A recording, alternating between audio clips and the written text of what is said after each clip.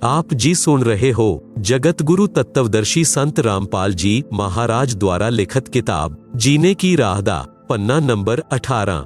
ਉਹ ਸਤਸੰਗ ਵਿੱਚ ਜਾਣ ਵਾਲਾ ਭਗਤ ਜਦੋਂ ਵੀ ਸਤਸੰਗ ਵਿੱਚ ਚੱਲਣ ਦੇ ਲਈ ਆਪਣੇ ਮਿੱਤਰ ਨੂੰ ਕਹਿੰਦਾ ਤਾਂ ਉਹ ਇਹੀ ਕਹਿੰਦਾ ਕਿ ਹੁਣ ਤਾਂ ਕੰਮ ਤੋਂ ਫੁਰਸਤ ਨਹੀਂ ਹੈ। 1 ਸਾਲ ਪਿੱਛੋਂ ਉਸ ਦੀ ਮੌਤ ਹੋ ਗਈ। ਉਸ ਦੀ ਅਰਥੀ ਚੁੱਕੇ ਕਿ ਕੁਲ ਦੇ ਲੋਕ ਤੇ ਨਗਰ ਨਿਵਾਸੀ ਚੱਲੇ ਨਾਲ ਸੈਂਕੜੇ ਨਗਰ ਮੁਹੱਲੇ ਦੇ ਵਿਅਕਤੀ ਵੀ ਨਾਲ ਚੱਲੇ। ਸਭ ਬੋਲ ਰਹੇ ਸਨ ਕਿ ਰਾਮ ਨਾਮ ਸਤ ਹੈ, ਸਤ ਬੋਲੇ ਗਤ ਹੈ। ਭਗਤ ਕਹਿ ਰਿਹਾ ਸੀ ਕਿ ਰਾਮ ਨਾਮ ਤਾਂ ਸਤ ਹੈ, परंतु अज भाई नू फुरसत है। नगर निवासी कह रहे सन कि सत बोले गत है। भगत कह रहा सी कि अज भाई नू फुरसत है। होर व्यक्ति उस भगत नू कहण लगे कि इस तरह ना बोल, इस दे घर वाले बुरा मन्नणगे। भगत ने कहा कि मैं तां इस तरह ही बोलूंगा। मैं इस मूर्ख नू हथ जोड़ के प्रार्थना कीती सी कि सत्संग विच चल कुछ भगती कर लै। ਇਹ ਕਹਿੰਦਾ ਸੀ कि हुण फुरसत अर्थात खाली समय नहीं है। ਅੱਜ ਇਸ ਨੂੰ ਪਰਮਾਨੈਂਟ ਫੁਰਸਤ ਹੈ। ਛੋਟੇ ਬੱਚੇ ਵੀ ਛੱਡ ਚੱਲਿਆ ਜਿਨ੍ਹਾਂ ਦੇ ਪਾਲਣ ਪੋਸ਼ਣ ਦਾ ਬਹਾਨਾ ਕਰਕੇ ਪਰਮਾਤਮਾ ਤੋਂ ਦੂਰ ਰਿਹਾ। ਭਗਤੀ ਕਰਦਾ ਤਾਂ ਖਾਲੀ ਹੱਥ ਨਹੀਂ ਜਾਂਦਾ, ਕੁਝ ਭਗਤੀ ਧਨ ਲੈ ਕੇ ਜਾਂਦਾ। ਬੱਚਿਆਂ ਦਾ ਪਾਲਣ ਪੋਸ਼ਣ ਤਾਂ ਪਰਮਾਤਮਾ ਕਰਦਾ ਹੈ। ਭਗਤੀ ਕਰਨ ਨਾਲ ਸਾਧਕ ਦੀ ਉਮਰ ਵੀ ਪਰਮਾਤਮਾ ਵਧਾ ਦਿੰਦਾ ਹੈ। ਭਗਤ ਜਨ ਐਸਾ ਵਿਚਾਰ ਕਰਕੇ ਭਗਤੀ ਕਰਦੇ ਹਨ। ਕਾਰਜ ਤਿਆਗ ਕੇ ਸਤਸੰਗ ਸੁਣਨ ਜਾਂਦੇ ਹਨ। ਭਗਤ ਵਿਚਾਰ ਕਰਦੇ ਹਨ ਕਿ ਪਰਮਾਤਮਾ ਨਾ ਕਰੇ ਸਾਡੀ ਮੌਤ ਹੋ ਜਾਏ, ਫਿਰ ਸਾਡੇ ਕਾਰਜ ਕੌਣ ਕਰੇਗਾ। ਅਸੀਂ ਇਹ ਮੰਨ ਲੈਂਦੇ ਹਾਂ ਕਿ ਸਾਡੀ ਮੌਤ ਹੋ ਗਈ, ਅਸੀਂ 3 ਦਿਨ ਦੇ ਲਈ ਮਰ ਗਏ। ਇਹ ਵਿਚਾਰ ਕਰਕੇ ਸਤਸੰਗ ਵਿੱਚ ਚੱਲੀਏ। ਆਪਣੇ ਨੂੰ ਮਰਿਆ ਮੰਨ ਲਓ ਅਤੇ ਸਤਸੰਗ ਵਿੱਚ ਚਲੇ ਜਾਣ। ਵੈਸੇ ਤਾਂ ਪਰਮਾਤਮਾ ਦੇ ਭਗਤਾਂ ਦਾ ਕਾਰਜ ਵਿਗੜਦਾ ਨਹੀਂ, ਫਿਰ ਵੀ ਅਸੀਂ ਮੰਨ ਲੈਂਦੇ ਹਾਂ ਕਿ ਸਾਡੀ ਗੈਰ ਹਾਜ਼ਰੀ ਵਿੱਚ ਕੁਝ ਖਰਾਬ ਹੋ ਗਿਆ ਤਾਂ 3 ਦਿਨ ਬਾਅਦ ਜਾ ਕੇ ਠੀਕ ਕਰ ਲਵਾਂਗੇ। ਜੇਕਰ ਅਸਲ ਵਿੱਚ ਟਿਕਟ ਕੱਟ ਗਈ ਅਰਥਾਤ ਮੌਤ ਹੋ ਗਈ ਤਾਂ ਪਰਮਾਨੈਂਟ ਕਾਰਜ ਵਿਗੜ ਗਿਆ, ਫਿਰ ਕਦੀ ਠੀਕ ਕਰਨ ਨਹੀਂ ਆ ਸਕਦੇ। ਇਸ ਸਥਿਤੀ ਨੂੰ ਜੀਵਤ ਮਰਨਾ ਕਹਿੰਦੇ ਹਨ। ਬਾਣੀ ਦਾ ਸ਼ੇਸ਼ ਸਰਲ ਅਰਥ ਦੁਵਾਦਸ ਮੱਧ ਮਹਲ ਮੱਠ ਬੌਰੇ ਬੌਰ ਨਾ ਦੇਹ ਤਰੈਰੇ। ਸਰਲ ਅਰਥ ਸ਼੍ਰੀਮਦ ਭਗਵਤ ਗੀਤਾ ਅਧਿਆਇ 15 ਸ਼ਲੋਕ 4 ਵਿੱਚ ਕਿਹਾ ਹੈ ਕਿ ਤੱਤਵ ਗਿਆਨ ਦੀ ਪ੍ਰਾਪਤੀ ਦੇ ਪਿੱਛੋਂ ਪਰਮੇਸ਼ਵਰ ਦੇ ਉਸ ਪਰਮ ਪਦ ਦੀ ਖੋਜ ਕਰਨੀ ਚਾਹੀਦੀ ਹੈ, ਜਿੱਥੇ ਜਾਣ ਤੋਂ ਬਾਅਦ ਸਾਧਕ ਪਰਤ ਕੇ ਸੰਸਾਰ ਵਿੱਚ ਕਦੀ ਨਹੀਂ ਆਉਂਦੇ, ਅਰਥਾਤ ਉਹਨਾਂ ਦਾ ਪੁਨਰ ਜਨਮ ਨਹੀਂ ਹੁੰਦਾ, ਉਹ ਫਿਰ ਦੇਹ ਧਾਰਨ ਨਹੀਂ ਕਰਦੇ। ਸੂਖਸ਼ਮ ਵੇਦ ਦੀ ਇਹ ਬਾਣੀ ਇਹੀ ਸਪਸ਼ਟ ਕਰ ਰਹੀ ਹੈ ਕਿ ਉਹ ਪਰਮ ਧਾਮ ਦੁਵਾਦਸ ਅਰਥਾਤ 12ਵੇਂ ਦੁਆਰ ਨੂੰ ਪਾਰ ਕਰਕੇ ਉਸ ਪਰਮ ਧਾਮ ਵਿੱਚ ਜਾਇਆ ਜਾਂਦਾ ਹੈ। ਅੱਜ ਤੱਕ ਸਾਰੇ ਰਿਸ਼ੀ ਮਹਾਰਿਸ਼ੀ ਸੰਤ ਮੰਡਲੇਸ਼ਵਰ ਕੇਵਲ 10 ਦੁਆਰ ਦੱਸਿਆ ਕਰਦੇ, ਪਰੰਤੂ ਪਰਮੇਸ਼ਵਰ ਕਬੀਰ ਜੀ ਨੇ ਆਪਣੇ ਸਥਾਨ ਨੂੰ ਪ੍ਰਾਪਤ ਕਰਾਉਣ ਦਾ 7 ਮਾਰਗ 7 ਸਥਾਨ ਖੁਦ ਹੀ ਦੱਸਿਆ ਹੈ। ਉਹਨਾਂ ਨੇ 12ਵਾਂ ਦੁਆਰ ਦੱਸਿਆ ਹੈ।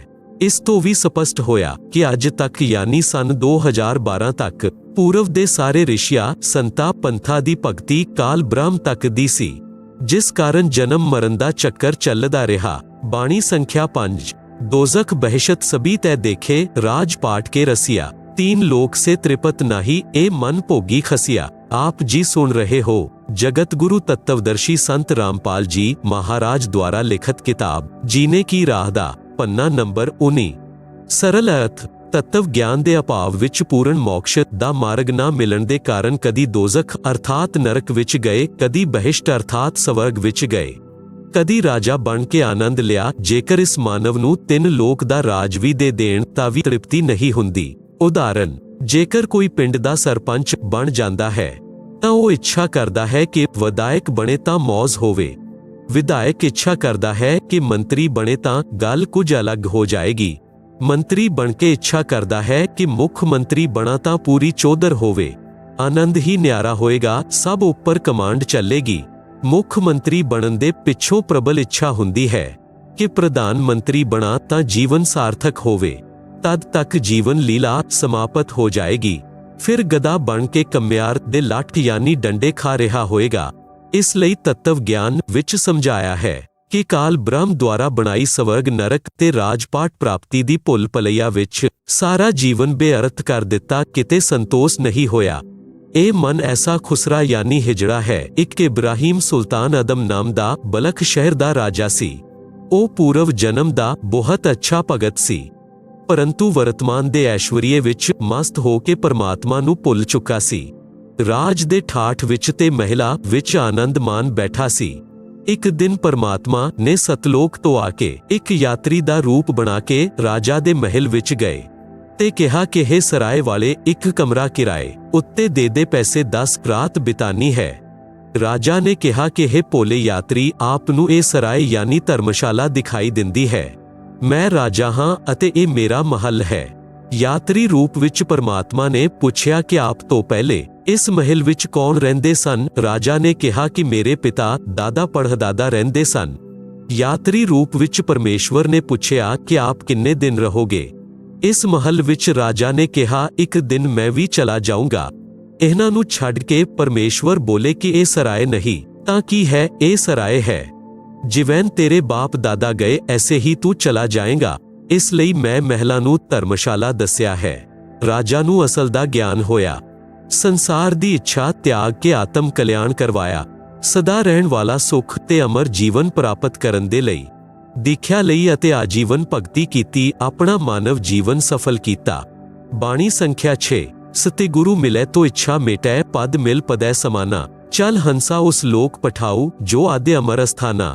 ਸਰਲ ਅਰਥ, ਜੇਕਰ ਤੱਤਵਦਰਸ਼ੀ ਸੰਤ ਸਤਿਗੁਰੂ ਮਿਲਣ ਤਾਂ ਉਪਰੋਕਤ ਗਿਆਨ ਦੱਸ ਕੇ ਕਾਲ ਬ੍ਰਹਮ ਦੇ ਲੋਕ ਦੀ ਸਾਰੀਆਂ ਵਸਤੂਆਂ ਤੋਂ ਅਤੇ ਪਦਾਂ ਤੋਂ ਇੱਛਾ ਸਮਾਪਤ ਕਰਕੇ ਪਦ ਮਿਲ ਪਦੇ ਸਮਾਨਾ। ਇਸ ਵਿੱਚ ਇੱਕ ਪਦ ਦਾ ਅਰਥ ਹੈ ਪद्धति ਅਰਥਾਤ ਸ਼ਾਸਤਰ ਵਿਧੀ ਅਨੁਸਾਰ ਸਾਧਨਾ। ਦੂਸਰੇ ਪਦ ਦਾ ਅਰਥ ਹੈ ਪਰਮ ਪਦ ਯਾਨੀ ਪਦਵੀ। ਸਤਿਗੁਰੂ ਸ਼ਾਸਤਰ ਵਿਧੀ ਅਨੁਸਾਰ ਪद्धति ਦੱਸ ਕੇ ਪਰਮੇਸ਼ਵਰ ਦੇ ਉਸ ਪਰਮ ਪਦ ਦੀ ਪ੍ਰਾਪਤੀ ਕਰਵਾ ਦਿੰਦਾ ਹੈ।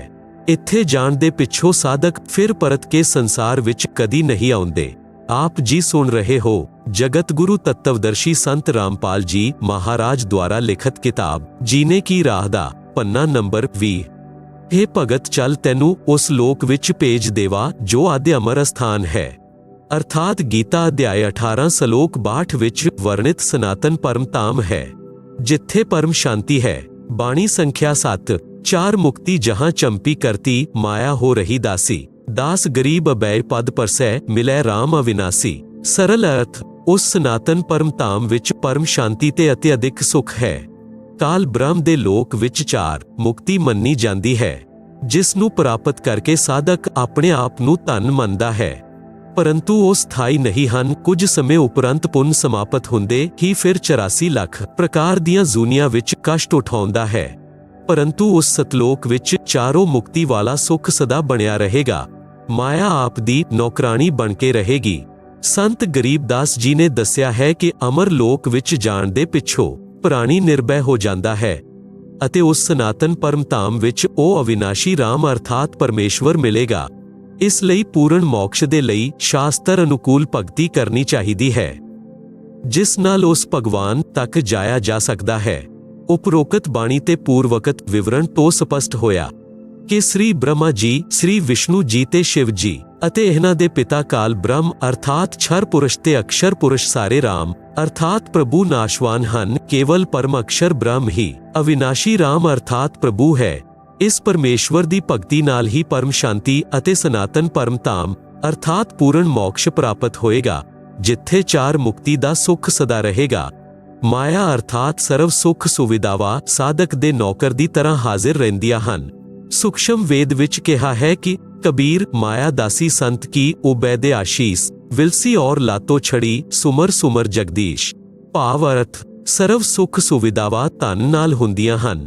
ਉਹ ਧਨ ਸ਼ਾਸਤਰ ਵਿਧੀ ਅਨੁਸਾਰ ਭਗਤੀ ਕਰਨ ਵਾਲੇ ਸੰਤ ਭਗਤ ਦੀ ਭਗਤੀ ਦਾ ਸਵਤ ਯਾਨੀ ਆਪ ਮੁਹਾਰੇ ਹੋਣ ਵਾਲਾ, ਜਿਸ ਨੂੰ ਪ੍ਰਾਪਤ ਕਰਨ ਦਾ ਉਦੇਸ਼ ਨਹੀਂ, ਉਹ ਫਿਰ ਵੀ ਜ਼ਰੂਰ ਪ੍ਰਾਪਤ ਹੁੰਦਾ ਹੈ। ਬਾਈ ਪ੍ਰੋਡਕਟ ਯਾਨੀ ਉਹ ਪੁੱਤਪਾਦ ਹੁੰਦਾ ਹੈ।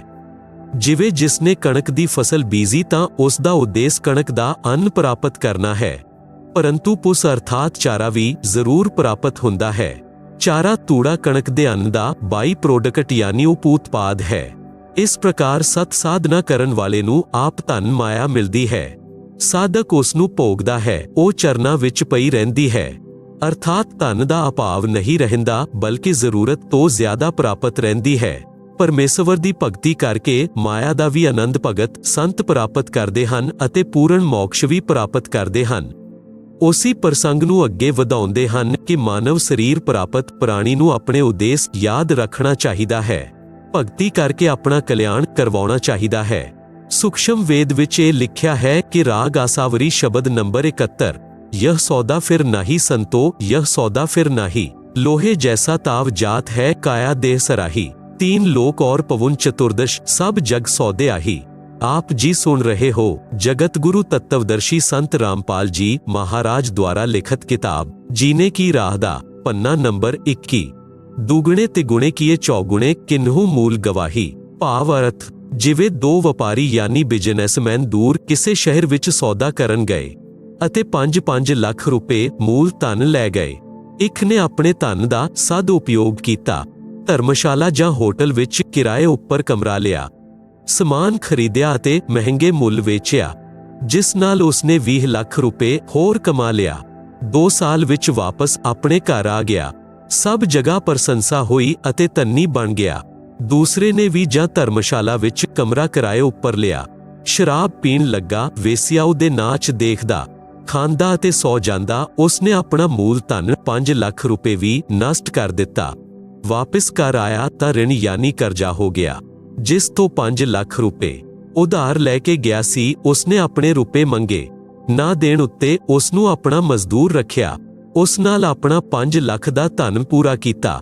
ਉਪਰੋਕਤ ਬਾਣੀ ਦਾ ਇਹੋ ਤਾਤਪਰਿਆ ਹੈ ਕਿ 3 ਲੋਕ ਯਾਨੀ ਸਵਰਗ ਲੋਕ, ਪਤਾਲ ਲੋਕ ਤੇ ਪ੍ਰਿਥਵੀ ਲੋਕ ਵਿੱਚ ਜਿੰਨੇ ਵੀ ਪ੍ਰਾਣੀ ਹਨ ਉਹ ਸਭ ਆਪਣਾ ਰਾਮ ਨਾਮ ਦਾ ਸੌਦਾ ਕਰਨ ਆਏ ਹਨ। ਕਿਸੇ ਨੇ ਤਾਂ ਦੁੱਗਣਾ, 3 ਗੁਣਾ, 4 ਗੁਣਾ ਧਨ ਕਮਾ ਲਿਆ, ਅਰਥਾਤ ਪੂਰਨ ਸੰਤ ਤੋਂ ਦੀਖਿਆ ਲੈ ਕੇ ਮਨੁੱਖ ਜੀਵਨ ਦੇ ਸਵਾਨਸਾਨ ਦੀ ਪੂੰਜੀ ਜੋ ਮੂਲ ਧਨ ਹੈ ਉਸ ਨੂੰ ਸਤ ਭਗਤੀ ਕਰਕੇ ਵਧਾਇਆ। ਹੋਰ ਵਿਅਕਤੀ ਜਿਸ ਨੇ ਭਗਤੀ ਨਹੀਂ ਕੀਤੀ ਜਾਂ ਸ਼ਾਸਤਰ ਵਿਧੀ ਨੂੰ ਤਿਆਗ ਕੇ ਮਨ ਮੁਖੀ ਆਚਰਣ ਕੀਤਾ ਜਾਂ ਅਣਅਧਿਕਾਰੀ ਗੁਰੂ ਤੋਂ ਦੀਖਿਆ ਲੈ ਕੇ ਭਗਤੀ ਕੀਤੀ, ਉਸ ਨੂੰ ਕੋਈ ਲਾਭ ਨਹੀਂ ਮਿਲਦਾ। ਇਹ ਪਵਿੱਤਰ ਗੀਤਾ ਅਧਿਆਇ 16 ਸ਼ਲੋਕ 23 ਅਤੇ 24 ਵਿੱਚ ਪ੍ਰਮਾਣ ਹੈ, ਜਿਸ ਕਾਰਨ ਉਸਨੇ ਵੀ ਆਪਣਾ ਮਨੁੱਖ ਜੀਵਨ ਦੇ ਸਵਾਨ ਸਰੂਪੀ ਮੂਲ ਧਨ ਨੂੰ ਸਤ ਭਗਤੀ ਬਿਨਾਂ ਨਸ਼ਟ ਕਰ ਲਿਆ। ਭਗਤੀ ਨਾ ਕਰਨ ਨਾਲ ਹਾਨੀ ਦਾ ਹੋਰ ਵਿਵਰਣ ਸ਼ਬਦ ਨੰਬਰ 71 ਦਾ ਬਾਕੀ, ਯਹ ਦਮ ਟੂਟੇ ਪਿੰਡਾ ਫੂਟੈ ਹੋ ਲੇਖਾ ਦਰਗਾਹ ਮਾਹੀ, ਉਸ ਦਰਗਾਹ ਮੇਂ ਮਾਰ ਪੜੇਗੀ ਯਮ ਪਕੜेंगे ਬਾਹੀ। ਨਰ ਨਾਰਾਇਣ ਦੇਹ ਪਾਏ ਕਰ ਫੇਰ 84 ਜਾਹੀ, उस दिन की मोहे डरनी लागे लज्जा रहे के नाही, जास ते गुरु की मैं बलिहारी जो जामन मरण मिटाही। कुल परिवार तेरा कुटुंब कबीला मसलत एक ठहराही, बांध पींजरी आगे धर लिया मरकट को ले जाही, अग्नि लगा दिया जब लांबा फूंक दिया उस ठाही, पुराण उठा फिर पंडित आए पीछे गरुड़ पढ़ाही। भाव अर्थ, ए दम अर्थात स्वांस जिस दिन समाप्त हो जाएंगे उसी दिन ए शरीर रूपी पिंड छुट जाएगा, ਫਿਰ ਪਰਮਾਤਮਾ ਦੇ ਦਰਬਾਰ ਵਿੱਚ ਪਾਪ ਪੁੰਨਾਂ ਦਾ ਹਿਸਾਬ ਹੋਏਗਾ। ਭਗਤੀ ਨਾ ਕਰਨ ਵਾਲੇ ਜਾਂ ਸ਼ਾਸਤਰ ਵਿਰੁੱਧ ਭਗਤੀ ਕਰਨ ਵਾਲੇ ਨੂੰ ਯਮ ਦੇ ਦੂਤ ਪੂਜਾ ਪਕੜ ਕੇ ਲੈ ਜਾਣਗੇ, ਚਾਹੇ ਕੋਈ ਕਿਸੇ ਦੇਸ਼ ਦਾ ਰਾਜਾ ਵੀ ਕਿਉਂ ਨਾ ਹੋਵੇ। ਉਸ ਦੀ ਪਟਾਈ ਕੀਤੀ ਜਾਏਗੀ। ਸੰਤ ਗਰੀਬਦਾਸ ਨੂੰ ਪਰਮੇਸ਼ਵਰ ਕਬੀਰ ਜੀ ਮਿਲੇ ਸਨ, ਉਹਨਾਂ ਦੀ ਆਤਮਾ ਨੂੰ ਉੱਪਰ ਲੈ ਕੇ ਗਏ ਸਨ, ਸਾਰੇ ਬ੍ਰਹਿਮੰਡਾਂ ਨੂੰ ਦਿਖਾ ਕੇ ਸੰਪੂਰਨ ਅਧਿਆਤਮ ਗਿਆਨ ਸਮਝਾ ਕੇ ਵਾਪਸ ਸਰੀਰ ਵਿੱਚ ਛੱਡਿਆ ਸੀ। आप जी सुन रहे हो जगत गुरु तत्वदर्शी संत रामपाल जी महाराज द्वारा लिखित किताब जीने की राह दा पन्ना नंबर 22। संत गरीबदास जी अखी देखिया हाल बयान कर रहे हैं कि हे मानव, आप नू नर शरीर मिलिया है जो नारायण अर्थात परमात्मा दे शरीर जिहा अर्थात उसे दा स्वरूप है। होर प्राणियां नू इह सुंदर शरीर नहीं मिलिया। इस दे मिलन दे पिछों प्राणी नू आजीवन भगवान दी भगती करनी चाहिदी है। ਅਜਿਹਾ ਪਰਮਾਤਮਾ ਸਵਰੂਪ ਸ਼ਰੀਰ ਪ੍ਰਾਪਤ ਕਰਕੇ ਸਤ ਭਗਤੀ ਨਾ ਕਰਨ ਦੇ ਕਾਰਨ ਫਿਰ 184 ਵਾਲੇ ਚੱਕਰ ਵਿੱਚ ਜਾ ਰਿਹਾ ਹੈ। ਤੀਕਾਰ ਹੈ ਤੇਰੇ ਮਾਨਵ ਜੀਵਨ ਨੂੰ, ਮੈਨੂੰ ਤਾਂ ਉਸ ਦਿਨ ਦੀ ਚਿੰਤਾ ਬਣੀ ਹੈ। ਡਰ ਲੱਗਦਾ ਹੈ ਕਿ ਕਿਤੇ ਭਗਤੀ ਘੱਟ ਬਣੇ ਅਤੇ ਉਸ ਪਰਮਾਤਮਾ ਦੇ ਦਰਬਾਰ ਵਿੱਚ ਪਤਾ ਨਹੀਂ ਇੱਜ਼ਤ ਰਹੇਗੀ ਜਾਂ ਨਹੀਂ। ਮੈਂ ਤਾਂ ਭਗਤੀ ਕਰਦੇ ਕਰਦੇ ਵੀ ਡਰਦਾ ਹਾਂ ਕਿ ਕਿਤੇ ਭਗਤੀ ਘੱਟ ਨਾ ਰਹਿ ਜਾਏ। ਆਪ ਤਾਂ ਭਗਤੀ ਹੀ ਨਹੀਂ ਕਰਦੇ, ਜੇਕਰ ਕਰਦੇ ਹੋ ਤਾਂ ਸ਼ਾਸਤਰ ਵਿਰੁੱਧ ਕਰ ਰਹੇ ਹੋ, ਤੁਹਾਡਾ ਤਾਂ ਬੁਰਾ ਹਾਲ ਹੋਏਗਾ। ਅਤੇ ਮੈਂ ਤਾਂ ਰਾਏ ਦਿੰਦਾ ਕਿ ਅਜਿਹਾ ਸਤਿਗੁਰੂ ਚੁਣੋ ਜੋ ਜਨਮ ਮਰਨ ਦੇ ਦੀਰਘ ਰੋਗ ਨੂੰ ਮਿਟਾ ਦੇਵੇ, ਸਮਾਪਤ ਕਰ ਦੇਵੇ। ਜੋ ਸਤ ਭਗਤੀ ਨਹੀਂ ਕਰਦੇ ਉਹਨਾਂ ਦਾ ਕੀ ਹਾਲ ਹੁੰਦਾ ਹੈ। ਮਰਨੇ ਦੇ ਪਿੱਛੋਂ ਆਸ-ਪਾਸ ਦੇ ਕੁਲ ਦੇ ਲੋਕ ਇਕੱਠੇ ਹੋ ਜਾਂਦੇ ਹਨ। ਫਿਰ ਸਭ ਦੀ ਇੱਕ ਹੀ ਮਸਲਤ ਅਰਥਾਤ ਸਲਾਹ ਬਣਦੀ ਹੈ ਕਿ ਇਸ ਨੂੰ ਉਠਾਓ, ਯਾਨੀ ਚੁੱਕ ਕੇ ਸ਼ਮਸ਼ਾਨ ਘਾਟ ਲਿਜਾ ਕੇ ਫੂਕ ਦਿੰਦੇ ਹਨ। ਲਾਠੀ ਜਾਂ ਜੈਲੀ ਦੀ ਖੋਦ ਯਾਨੀ ਠੋਕਰ ਮਾਰ-ਮਾਰ ਕੇ ਛਾਤੀ ਤੋੜਦੇ ਹਨ। ਸੰਪੂਰਨ ਸਰੀਰ ਨੂੰ ਜਲਾ ਦਿੰਦੇ ਹਨ। ਜੋ ਕੁਝ ਵੀ ਜੇਬ ਵਿੱਚ ਹੁੰਦਾ ਹੈ ਉਸ ਨੂੰ ਕੱਢ ਲੈਂਦੇ ਹਨ। ਫਿਰ ਸ਼ਾਸਤਰ ਵਿਧੀ ਤਿਆਗ ਕੇ ਮਨ ਮੰਨਿਆ ਆਚਰਣ ਕਰਾਉਣ ਅਤੇ ਕਰਨ ਵਾਲੇ ਉਸ ਸੰਸਾਰ ਤੋਂ ਚਲੇ ਗਏ ਜੀਵ ਦੇ ਕਲਿਆਣ ਦੇ ਲਈ ਗੁਰੂ ਗਰੁੜ ਪੁਰਾਣ ਦਾ ਪਾਠ ਕਰਦੇ ਹਨ।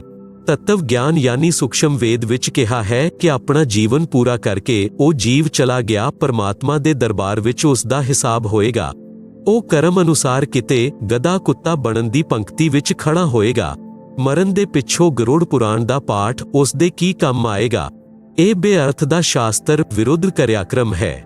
ਉਸ ਪ੍ਰਾਣੀ ਦਾ ਮਨੁੱਖ ਸਰੀਰ ਰਹਿੰਦੇ ਉਸ ਨੂੰ ਭਗਵਾਨ ਦੇ ਸੰਵਿਧਾਨ ਦਾ ਗਿਆਨ ਕਰਵਾਉਣਾ ਚਾਹੀਦਾ ਸੀ, ਜਿਸ ਨਾਲ ਉਸ ਨੂੰ ਚੰਗੇ ਬੁਰੇ ਦਾ ਗਿਆਨ ਹੁੰਦਾ ਅਤੇ ਉਹ ਆਪਣਾ ਮਾਨਵ ਜੀਵਨ ਸਫਲ ਕਰਦਾ। ਪ੍ਰੇਤ ਸ਼ਿਲਾ ਪਰ ਜਾਏ ਵਿਰਾਜੇ, ਫਿਰ ਪਿਤਰੋ ਪਿੰਡ ਪਰਾਹੀ। ਬੌਰ ਸ਼ਰਾਧ ਖਾਨ ਕੂ ਆਇਆ, ਕਾਗ ਪਏ ਕਲਿਮਾਹੀ।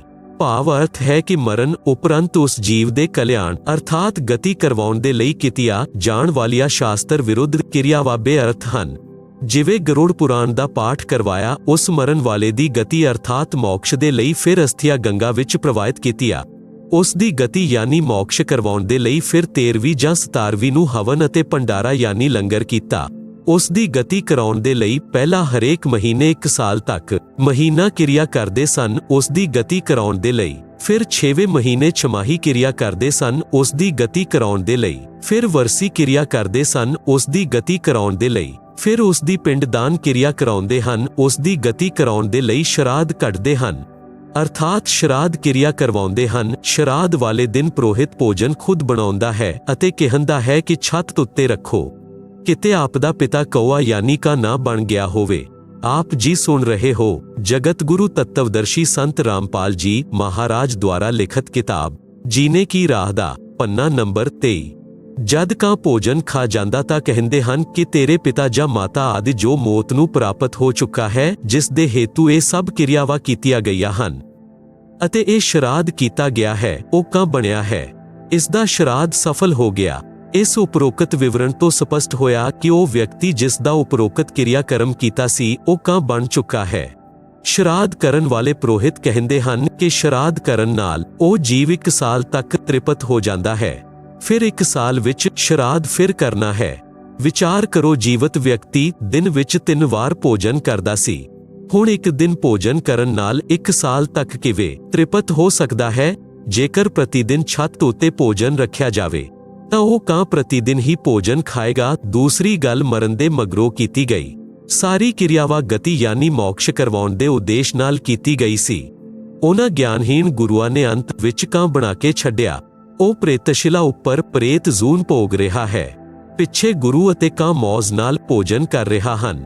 ਪਿੰਡ ਪਰਾਉਣ ਦਾ ਲਾਭ ਦੱਸਿਆ ਹੈ ਕਿ ਪ੍ਰੇਤ ਜ਼ੂਨੀ ਛੁੱਟ ਜਾਂਦੀ ਹੈ।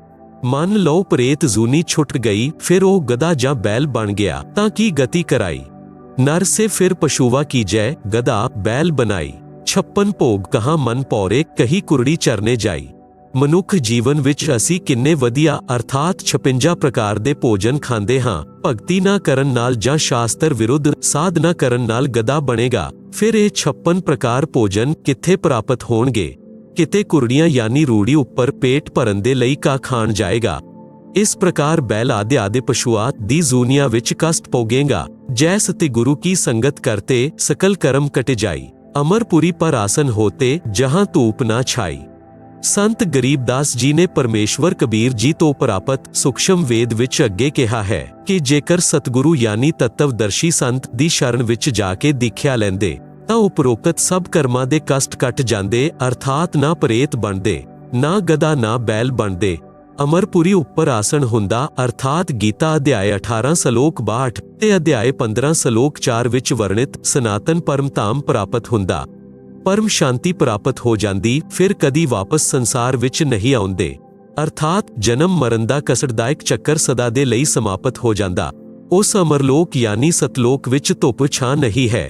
अर्थात जिवें धुप दुखदाई हुंदी तां छां दी जरूरत पैंदी, उस सतलोक विच केवल सुख है, दुख नहीं है। सुरत निरत मन पवन प्याना, शब्द है शब्द समाई। गरीबदास गलतान महल में मिले कबीर गोसाई। ਸੰਤ ਗਰੀਬਦਾਸ ਜੀ ਨੇ ਕਿਹਾ ਹੈ ਕਿ ਮੈਨੂੰ ਕਬੀਰ ਪਰਮੇਸ਼ਵਰ ਮਿਲੇ ਹਨ। ਮੈਨੂੰ ਸੁਰਤ ਨਿਰਤ ਮਨ ਤੇ ਸਵਾਂਸ ਉੱਪਰ ਧਿਆਨ ਰੱਖ ਕੇ ਨਾਮ ਦਾ ਸਿਮਰਨ ਕਰਨ ਦੀ ਵਿਧੀ ਦੱਸੀ। ਆਪ ਜੀ ਸੁਣ ਰਹੇ ਹੋ ਜਗਤ ਗੁਰੂ ਤੱਤਵਦਰਸ਼ੀ ਸੰਤ ਰਾਮਪਾਲ ਜੀ ਮਹਾਰਾਜ ਦੁਆਰਾ ਲਿਖਤ ਕਿਤਾਬ ਜੀਨੇ ਕੀ ਰਾਹ ਦਾ ਪੰਨਾ ਨੰਬਰ 24। ਜਿਸ ਸਾਧਨਾ ਨਾਲ ਸਤਲੋਕ ਵਿੱਚ ਹੋ ਰਹੀ ਸਬਦ ਧੁਨ ਨੂੰ ਪਕੜ ਕੇ ਸਤਲੋਕ ਵਿੱਚ ਚਲਿਆ ਗਿਆ, ਜਿਸ ਕਰਕੇ ਸਤਲੋਕ ਯਾਨੀ ਸ਼ਾਸਵਤ ਸਥਾਨ ਵਿੱਚ ਆਪਣੇ ਮਹਲ ਵਿੱਚ ਆਨੰਦ ਨਾਲ ਰਹਿੰਦਾ ਹਾਂ, ਕਿਉਂਕਿ ਸਤ ਸਾਧਨਾ ਜੋ ਪਰਮੇਸ਼ਵਰ ਕਬੀਰ ਜੀ ਨੇ ਸੰਤ ਗਰੀਬਦਾਸ ਨੂੰ ਜਿਵੇਂ ਦੱਸੀ ਸੀ, ਅਤੇ ਉਸ ਸਥਾਨ ਯਾਨੀ ਸਤਲੋਕ ਨੂੰ ਗਰੀਬਦਾਸ ਜੀ ਪਰਮੇਸ਼ਵਰ ਦੇ ਨਾਲ ਜਾ ਕੇ ਦੇਖ ਕੇ ਆਏ ਸਨ। ਜਿਸ ਕਾਰਨ ਕਰਕੇ ਵਿਸ਼ਵਾਸ ਦੇ ਨਾਲ ਕਿਹਾ ਹੈ ਕਿ ਮੈਂ ਜੋ ਸ਼ਾਸਤਰ ਅਨੁਕੂਲ ਸਾਧਨਾ ਕਰ ਰਿਹਾ ਹਾਂ ਇਹ ਪਰਮਾਤਮਾ ਨੇ ਦੱਸੀ ਹੈ। ਜਿਸ ਸ਼ਬਦ ਅਰਥਾਤ ਨਾਮ ਦਾ ਜਾਪ ਕਰਨ ਨਾਲ ਮੈਂ ਜ਼ਰੂਰ ਪੂਰਨ ਮੋਕਸ਼ ਪ੍ਰਾਪਤ ਕਰੂੰਗਾ, ਇਸ ਵਿੱਚ ਕੋਈ ਸੰਸ਼ੇ ਨਹੀਂ ਰਿਹਾ। ਜਿਸ ਕਾਰਨ ਲਈ ਮੈਂ ਯਾਨੀ ਗਰੀਬਦਾਸ ਸਤਲੋਕ ਵਿੱਚ ਬਣੇ ਆਪਣੇ ਮਹਲ ਯਾਨੀ ਵਿਸਾਲ ਘਰ ਵਿੱਚ ਜਾਊਗਾ। ਜਿਸ ਕਾਰਨ ਨਿਸ਼ਚਿਤ ਅਤੇ ਗਲਤਾਨ ਯਾਨੀ ਮਹਲ ਪ੍ਰਾਪਤੀ ਦੀ ਖੁਸ਼ੀ ਵਿੱਚ ਮਸਤ ਹਾਂ, ਕਿਉਂਕਿ ਮੈਨੂੰ ਪੂਰਨ ਗੁਰੂ ਖੁਦ ਪਰਮਾਤਮਾ ਕਬੀਰ ਜੀ ਆਪਣੇ ਲੋਕ ਤੋਂ ਆ ਕੇ ਮਿਲੇ ਹਨ। ਗਰੀਬ ਅਜਬ ਨਗਰ ਮੇ ਲੈ ਗਏ ਹਮਕੋ ਸਤਿਗੁਰੂ ਆਣ, ਚਿਲਕੇ ਬਿੰਬ ਅਗਾਧ ਗਤੀ ਸੂਤੇ ਚਾਦਰ ਤਾਨ। ਭਾਵ ਅਰਥ ਗਰੀਬਦਾਸ ਜੀ ਨੇ ਦੱਸਿਆ ਹੈ ਕਿ ਸਤਿਗੁਰੂ ਅਰਥਾਤ ਖੁਦ ਪਰਮੇਸ਼ਵਰ ਕਬੀਰ ਜੀ ਆਪਣੇ ਨਿਜਤਾਮ ਸਤਲੋਕ ਤੋਂ ਆ ਕੇ ਮੈਨੂੰ ਨਾਲ ਲੈ ਕੇ ਅਜਬ ਨਗਰ ਯਾਨੀ ਅਦਭੁਤ ਨਗਰ ਵਿੱਚ ਅਰਥਾਤ ਸਤਲੋਕ ਵਿੱਚ ਬਣੇ ਸ਼ਹਿਰ ਵਿੱਚ ਲੈ ਗਏ। ਉਸ ਸਥਾਨ ਨੂੰ ਅੱਖੀ ਦੇਖ ਕੇ ਮੈਂ ਪਰਮਾਤਮਾ ਦੇ ਦੱਸੇ ਭਗਤੀ ਮਾਰਗ ਉੱਤੇ ਚੱਲ ਰਿਹਾ ਹਾਂ। ਸਤਨਾਮ ਸਾਰਨਾਮ ਦੀ ਸਾਧਨਾ ਕਰ ਰਿਹਾ ਹਾਂ, ਇਸ ਲਈ ਚਾਦਰ ਤਾਣ ਕੇ ਸੋ ਰਿਹਾ ਹਾਂ, ਅਰਥਾਤ ਮੇਰੇ ਮੋਕਸ਼ ਵਿੱਚ ਕੋਈ ਸੰਦੇਹ ਬਾਕੀ ਨਹੀਂ ਹੈ। ਚਾਦਰ ਤਾਣ ਕੇ ਸੌਣਾ ਯਾਨੀ ਨਿਸ਼ਚਿੰਤ ਹੋ ਕੇ ਰਹਿਣਾ, ਜਿਸ ਦਾ ਕੋਈ ਕੰਮ ਬਾਕੀ ਨਾ ਹੋਵੇ ਅਤੇ ਕੋਈ ਚਾਦਰ ਓਢ ਕੇ ਸੋ ਰਿਹਾ ਹੋਵੇ ਤਾਂ ਪਿੰਡ ਵਿੱਚ ਕਹਿੰਦੇ ਹਨ ਕਿ ਚੰਗਾ ਚਾਦਰ ਤਾਣ ਕੇ ਸੋ ਰਿਹਾ ਹੈ, ਕੀ ਕੋਈ ਕੰਮ ਨਹੀਂ ਹੈ। ਇਸ ਪ੍ਰਕਾਰ ਗਰੀਬਦਾਸ ਜੀ ਨੇ ਕਿਹਾ ਹੈ ਕਿ ਹੁਣ ਵੱਡੇ ਵੱਡੇ ਮਹਲ ਬਣਾਉਣਾ ਬੇਅਰਥ ਲੱਗ ਰਿਹਾ ਹੈ। ਹੁਣ ਤਾਂ ਉਸ ਸਤਲੋਕ ਵਿੱਚ ਜਾਵਾਂਗੇ ਜਿੱਥੇ ਬਣੇ ਬਣਾਏ ਵਿਸ਼ਾਲ ਭਵਨ ਹਨ, ਜਿਨ੍ਹਾਂ ਨੂੰ ਅਸੀਂ ਛੱਡ ਕੇ ਗਲਤੀ ਕਰਕੇ ਇੱਥੇ ਕਾਲ ਲੋਕ ਯਾਨੀ ਮਾਤ ਲੋਕ ਵਿੱਚ ਆ ਗਏ ਹਾਂ।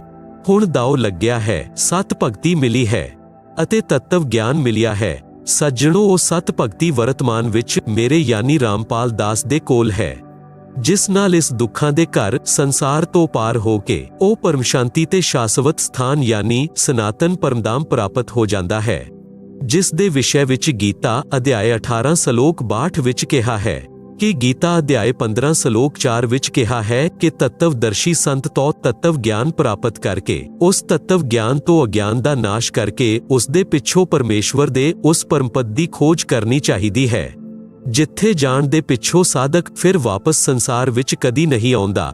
ਭਗਤੀ ਨਾ ਕਰਨ ਨਾਲ ਬਹੁਤ ਦੁੱਖ ਹੋਏਗਾ। ਸੂਖਸ਼ਮ ਵੇਦ ਵਿੱਚ ਕਿਹਾ ਹੈ, ਇਹ ਸੰਸਾਰ ਸਮਝਦਾ ਨਾਨਹੀ ਕਹਿੰਦਾ ਸ਼ਾਮ ਦੁਪਹਿਰੇ ਨੂੰ, ਗਰੀਬਦਾਸ ਯਹ ਵਕਤ ਜਾਤ ਹੈ ਰੋਵੋਗੇ ਇਸ ਪਹਿਰੇ ਨੂੰ। ਆਪ ਜੀ ਸੁਣ ਰਹੇ ਹੋ ਜਗਤ ਗੁਰੂ ਤੱਤਵਦਰਸ਼ੀ ਸੰਤ ਰਾਮਪਾਲ ਜੀ ਮਹਾਰਾਜ ਦੁਆਰਾ ਲਿਖਤ ਕਿਤਾਬ ਜੀਨੇ ਕੀ ਰਾਹ ਦਾ ਪੰਨਾ ਨੰਬਰ 25। ਅਧਿਆਤਮਿਕ ਗਿਆਨ ਦੇ ਅਭਾਵ ਵਿੱਚ ਪਰਮਾਤਮਾ ਦੇ ਵਿਧਾਨ ਤੋਂ ਅਪਰਿਚਿਤ ਹੋਣ ਦੇ ਕਾਰਨ ਇਹ ਪ੍ਰਾਣੀ ਇਸ ਦੁੱਖ ਦੇ ਘਰ ਸੰਸਾਰ ਵਿੱਚ ਮਹਾਨ ਕਸ਼ਟ ਚੱਲ ਰਿਹਾ ਹੈ ਅਤੇ ਇਸ ਨੂੰ ਸੁੱਖ ਸਥਾਨ ਮੰਨ ਰਿਹਾ ਹੈ। ਜਿਵੇਂ ਇੱਕ ਵਿਅਕਤੀ ਜੂਨ ਦੇ ਮਹੀਨੇ ਵਿੱਚ ਦਿਨ ਦੇ 12 ਜਾਂ 1 ਵਜੇ ਹਰਿਆਣਾ ਪ੍ਰਾਂਤ ਵਿੱਚ ਸ਼ਰਾਬ ਪੀ ਕੇ ਸਿਖਰ ਦੁਪਹਿਰੇ ਧੁੱਪ ਵਿੱਚ ਡਿੱਗਿਆ ਪਿਆ ਹੈ, ਰੇਤ ਸਰੀਰ ਨਾਲ ਲਿਪਟਿਆ ਹੈ। ਇੱਕ ਵਿਅਕਤੀ ਨੇ ਕਿਹਾ, "ਹੇ ਭਾਈ ਉੱਠ, ਤੂੰ ਇੱਥੇ ਗਰਮੀ ਵਿੱਚ ਜਲ ਰਿਹਾ ਹੈ।" ਸ਼ਰਾਬੀ ਬੋਲਿਆ ਕਿ ਮੈਂ ਬਿਲਕੁਲ ਠੀਕ ਹਾਂ, ਮੌਜ ਹੋ ਰਹੀ ਹੈ, ਕੋਈ ਕਸ਼ਟ ਨਹੀਂ ਹੈ।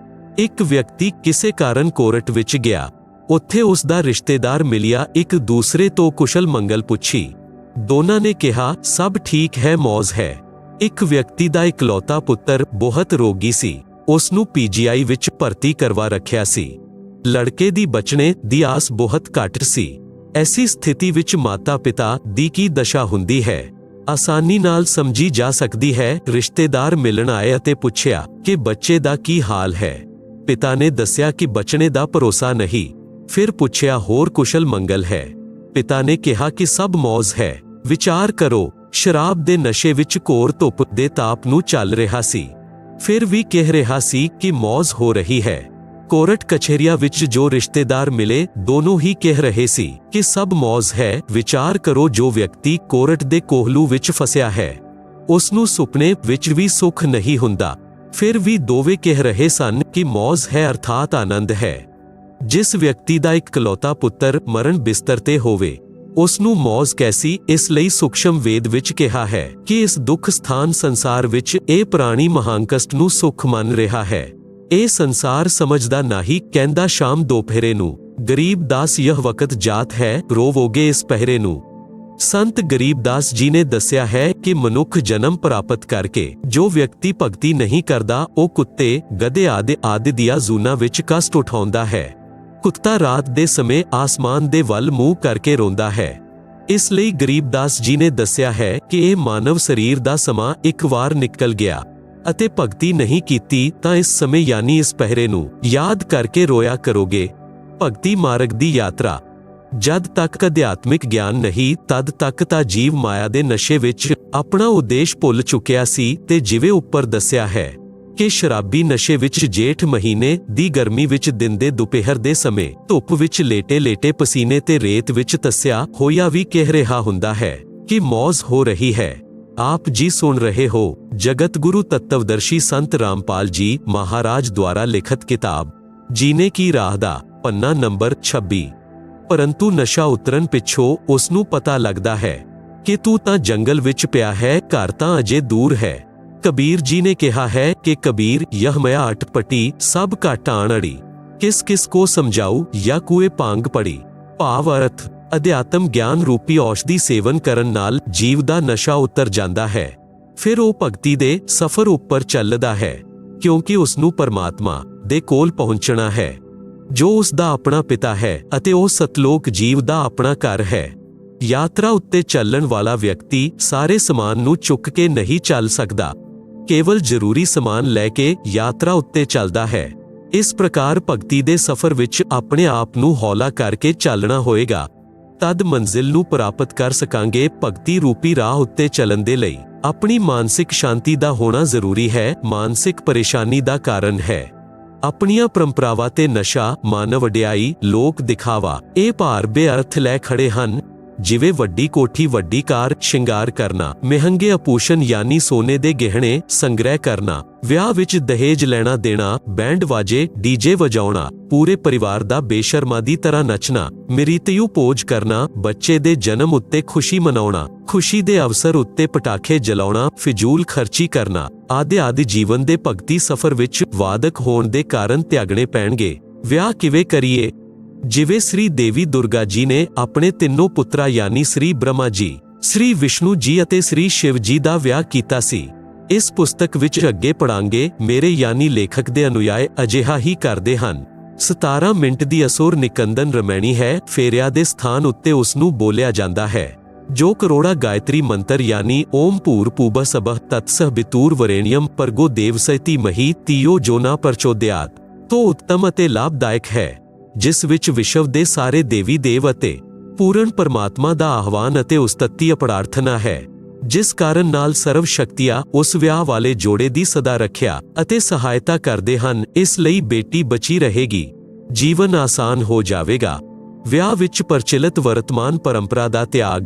ਵਿਆਹ ਵਿੱਚ ਦਾ ਖਰਚਾ ਤਿਆਗਣਾ ਪਵੇਗਾ, ਜਿਵੇਂ ਬੇਟੀ ਦੇ ਵਿਆਹ ਵਿੱਚ ਵੱਡੀ ਬਰਾਤ ਦਾ ਆਉਣਾ, ਦਹੇਜ ਦੇਣਾ। ਇਹ ਬੇਅਰਥ ਪਰੰਪਰਾ ਹੈ, ਜਿਸ ਕਾਰਨ ਨਾਲ ਬੇਟੀ ਪਰਿਵਾਰ ਉੱਤੇ ਭਾਰ ਮੰਨੀ ਜਾਣ ਲੱਗੀ ਹੈ ਅਤੇ ਉਸ ਨੂੰ ਗਰਭ ਵਿੱਚ ਹੀ ਮਾਰਨ ਦਾ ਸਿਲਸਿਲਾ ਸ਼ੁਰੂ ਹੈ, ਜੋ ਮਾਤਾ ਪਿਤਾ ਦੇ ਲਈ ਮਹਾਨ ਪਾਪ ਦਾ ਕਾਰਨ ਬਣਦਾ ਹੈ। ਬੇਟੀ ਦੇਵੀ ਦਾ ਸਵਰੂਪ ਹੈ। ਸਾਡੀਆਂ ਕੁਪਰੰਪਰਾਵਾਂ ਨੇ ਬੇਟੀਆਂ ਨੂੰ ਦੁਸ਼ਮਣ ਬਣਾ ਦਿੱਤਾ।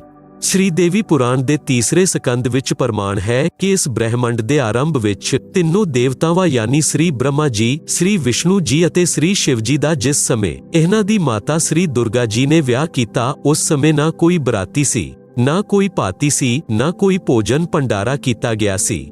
आप जी सुन रहे हो जगत गुरु तत्वदर्शी संत रामपाल जी महाराज द्वारा लिखित किताब जीने की राह दा पन्ना नंबर 27। ना डीजे वज्जिया सी, ना कोई नाच कीता गया सी। श्री दुर्गा जी ने अपने वड्डे पुत्र श्री ब्रह्मा जी नू कहा कि हे ब्रह्मा, ये सावित्री नाम दी लड़की तैनू तेरी पत्नी रूप विच दित्ती जांदी है, इस नू लै जाओ अते अपना घर वसाओ। ਇਸ ਪ੍ਰਕਾਰ ਆਪਣੇ ਵਿਚਕਾਰ ਵਾਲੇ ਪੁੱਤਰ ਸ੍ਰੀ ਵਿਸ਼ਨੂੰ ਜੀ ਨੂੰ ਕਿਹਾ ਕਿ ਲక్ష్ਮੀ ਜੀ ਅਤੇ ਛੋਟੇ ਬੇਟੇ ਸ੍ਰੀ ਸ਼ਿਵ ਜੀ ਨੂੰ ਪਾਰਬਤੀ ਜੀ ਨੂੰ ਦੇ ਕੇ ਕਿਹਾ ਕਿ ਇਹ ਤੁਹਾਡੀ ਪਤਨੀਆਂ ਹਨ, ਇਹਨਾਂ ਨੂੰ ਲੈ ਜਾਓ ਅਤੇ ਆਪਣਾ ਆਪਣਾ ਘਰ ਵਸਾਓ।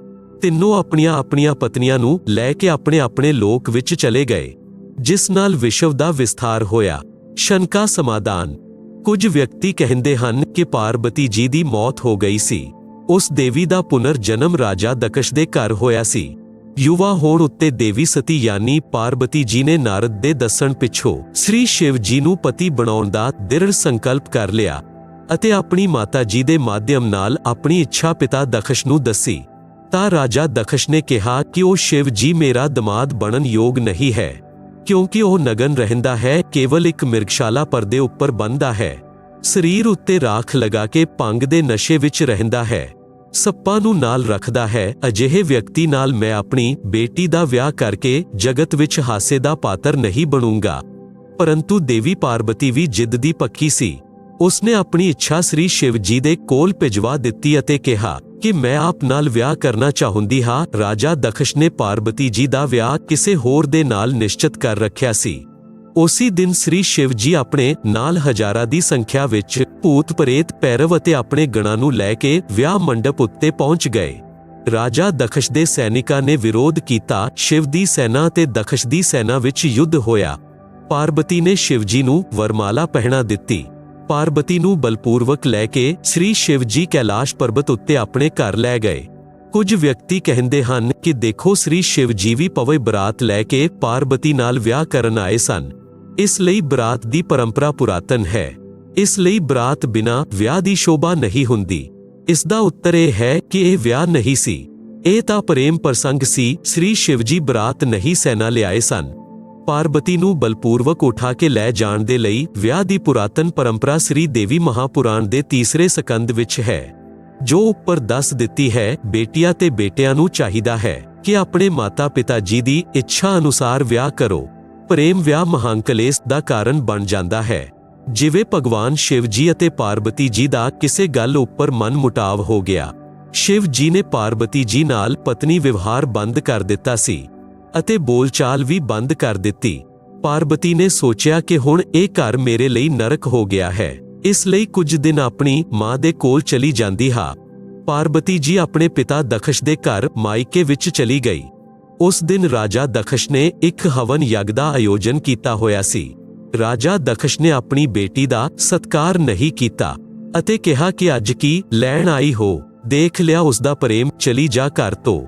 ਪਾਰਬਤੀ ਜੀ ਨੇ ਮਾਤਾ ਨੂੰ ਸ੍ਰੀ ਸ਼ਿਵ ਜੀ ਨਾਰਾਜ਼ ਹੋਣ ਦੀ ਕਥਾ ਦੱਸੀ ਸੀ।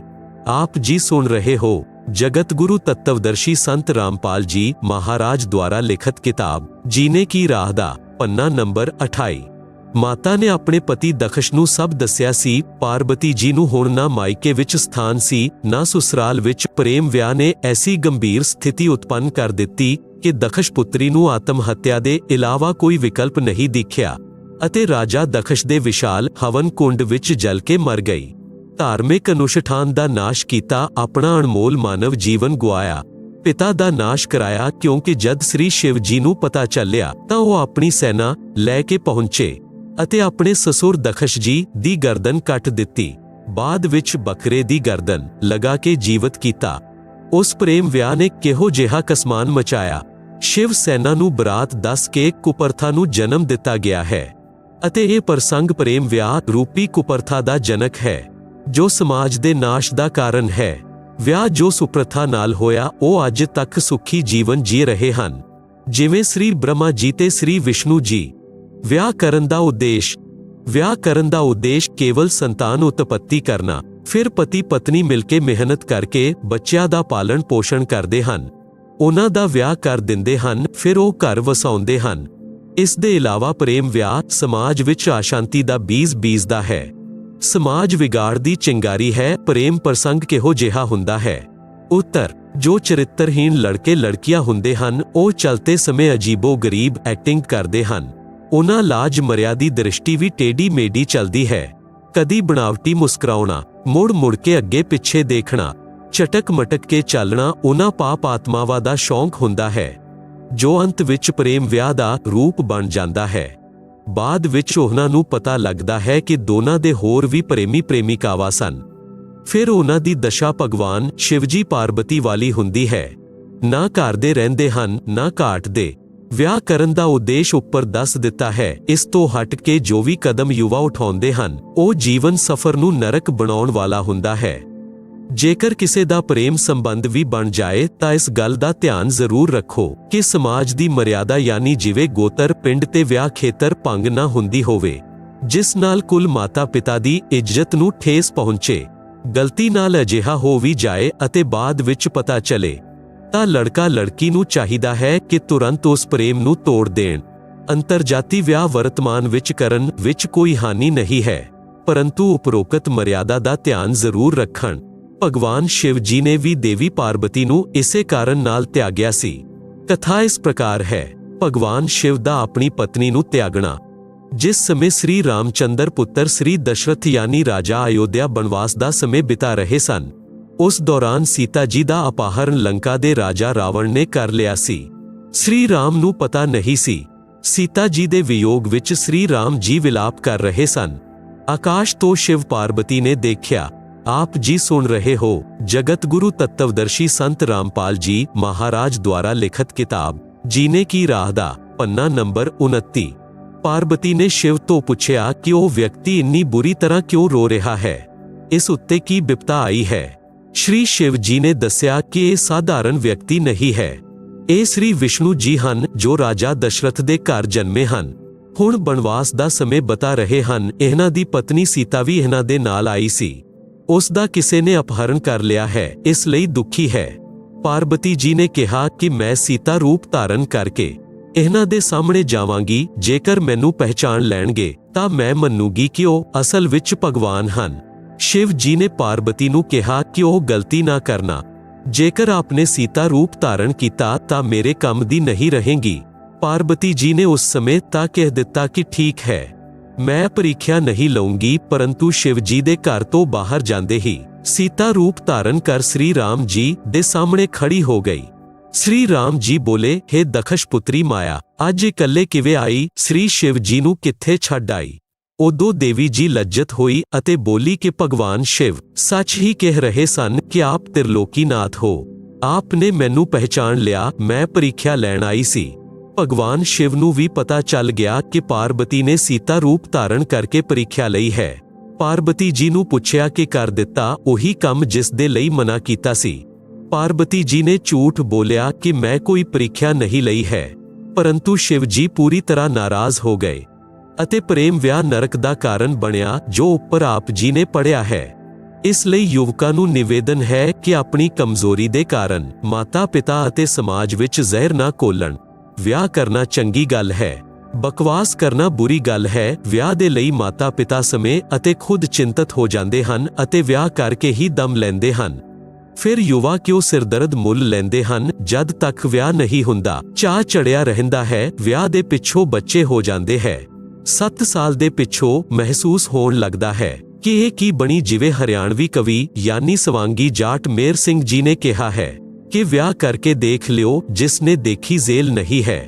ਜਿਵੇਂ ਜੇਲ੍ਹ ਵਿੱਚ 4 ਦੀਵਾਰੀ ਅੰਦਰ ਰਹਿਣਾ ਮਜਬੂਰੀ ਹੁੰਦੀ ਹੈ, ਇਸ ਪ੍ਰਕਾਰ ਵਿਆਹ ਦੇ ਪਿੱਛੋਂ ਮਾਤਾ ਪਿਤਾ ਆਪਣੇ ਪਰਿਵਾਰ ਦੇ ਪੋਸ਼ਣ ਦੇ ਲਈ, ਗ੍ਰਹਿਸਥੀ ਜੀਵਨ ਜਿਉਣ ਦੇ ਲਈ ਸਮਾਜਿਕ ਮਰਿਆਦਾ ਰੂਪੀ 4 ਦੀਵਾਰੀ ਦੇ ਅੰਦਰ ਰਹਿਣਾ ਜ਼ਰੂਰੀ ਹੋ ਜਾਂਦਾ ਹੈ। ਆਪਣੀ ਮਰਜ਼ੀ ਨਹੀਂ ਚਲਾ ਸਕਦਾ, ਯਾਨੀ ਨੌਕਰੀ ਵਾਲਾ ਨੌਕਰੀ ਤੇ ਜਾਂਦਾ ਹੈ, ਮਜ਼ਦੂਰ ਮਜ਼ਦੂਰੀ ਉੱਤੇ ਅਤੇ ਕਿਸਾਨ ਖੇਤ ਦੇ ਕਾਰਜ ਨੂੰ ਕਰਨ ਦੇ ਲਈ ਮਜਬੂਰ ਹੈ, ਜੋ ਜ਼ਰੂਰੀ ਹੈ।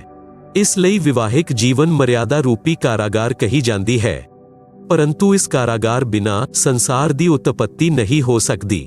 ਆਪਣੇ ਮਾਤਾ ਪਿਤਾ ਜੀ ਨੇ ਵੀ ਵਿਆਹ ਕੀਤਾ, ਸਾਨੂੰ ਅਣਮੋਲ ਮਨੁੱਖ ਸਰੀਰ ਮਿਲਿਆ। ਇਸ ਸਰੀਰ ਵਿੱਚ ਭਗਤੀ ਕਰਕੇ ਮਾਨਵ ਮੋਕਸ਼ ਪ੍ਰਾਪਤ ਕਰ ਸਕਦਾ ਹੈ, ਜੋ ਵਿਆਹ ਦਾ ਹੀ ਵਰਦਾਨ ਹੈ। ਇਸ ਪਵਿੱਤਰ ਸੰਬੰਧ ਨੂੰ ਚਰਿੱਤਰਹੀਣ ਵਿਅਕਤੀ ਕਾਮੁਕ ਯਾਨੀ ਸੈਕਸੀ ਕਥਾ ਸੁਣਾ ਕੇ ਤੇ ਰਾਗ ਰਾਗਨੀ ਗਾ ਕੇ ਯੁਵਾ ਵਿੱਚ ਵਾਸ਼ਨਾ ਨੂੰ ਉਤਪ੍ਰੇਰਿਤ ਕਰਦੇ ਹਨ, ਜਿਸ ਨਾਲ ਸ਼ਾਂਤ ਤੇ ਮਰਿਆਦਤ ਮਾਨਵ ਸਮਾਜ ਵਿੱਚ ਅੱਗ ਲੱਗ ਜਾਂਦੀ ਹੈ, ਜਿਸ ਕਾਰਨ ਕਈ ਪਰਿਵਾਰ ਉਜੜ ਜਾਂਦੇ ਹਨ। ਆਪ ਜੀ ਸੁਣ ਰਹੇ ਹੋ ਜਗਤ ਗੁਰੂ ਤੱਤਵਦਰਸ਼ੀ ਸੰਤ ਰਾਮਪਾਲ ਜੀ ਮਹਾਰਾਜ ਦੁਆਰਾ ਲਿਖਤ ਕਿਤਾਬ ਜੀਨੇ ਕੀ ਰਾਹ ਦਾ ਪੰਨਾ ਨੰਬਰ 30। ਜਿਵੇਂ ਸਮਾਚਾਰ ਪੱਤਰਾਂ ਵਿੱਚ ਪੜ੍ਹਨ ਨੂੰ ਮਿਲਦਾ ਹੈ ਕਿ ਮੁੰਡਾ ਅਤੇ ਕੁੜੀ ਨੇ ਪਿੰਡ ਵਿੱਚ ਪ੍ਰੇਮ ਕਰਕੇ ਨਾਸ਼ ਦਾ ਬੀਜ ਬੋ ਦਿੱਤਾ। ਲੜਕੀ ਵਾਲਿਆਂ ਨੇ ਆਪਣੀ ਲੜਕੀ ਨੂੰ ਬਹੁਤ ਸਮਝਾਇਆ, ਪਰੰਤੂ ਗੰਦੀਆਂ ਫਿਲਮਾਂ ਤੋਂ ਪ੍ਰੇਰਿਤ ਲੜਕੀ ਨੇ ਇੱਕ ਨਹੀਂ ਮੰਨੀ। ਪਰਿਵਾਰ ਵਾਲਿਆਂ ਨੇ ਲੜਕੀ ਦੀ ਹੱਤਿਆ ਕਰ ਦਿੱਤੀ, ਜਿਸ ਕਾਰਨ ਲਈ ਲੜਕੀ ਦਾ ਭਾਈ, ਪਿਤਾ, ਮਾਤਾ ਤੇ ਭਾਬੀ ਵੀ ਜੇਲ੍ਹ ਗਏ। ਆਜੀਵਨ ਕਾਰਾਵਾਸ ਹੋ ਗਈ। ਉਹਨਾਂ ਦੋਨਾਂ ਨੇ ਪ੍ਰੇਮ ਪ੍ਰਸੰਗ ਰੂਪੀ ਅਗਨੀ ਨਾਲ ਪਰਿਵਾਰ ਜਲਾ ਦਿੱਤਾ, ਵਸੇ ਵਸਾਏ ਘਰ ਦਾ ਨਾਸ਼ ਕਰ ਦਿੱਤਾ। ਹੋਰ ਬਹੁਤ ਸਾਰੇ ਉਦਾਹਰਣ ਹਨ ਜਿਸ ਵਿੱਚ ਆਨਰ ਕਿਲਿੰਗ ਦਾ ਮੁਕੱਦਮਾ ਬਣਨ ਨਾਲ ਫਾਂਸੀ ਤੱਕ ਸਜ਼ਾ ਦਾ ਪ੍ਰਾਵਧਾਨ ਹੈ।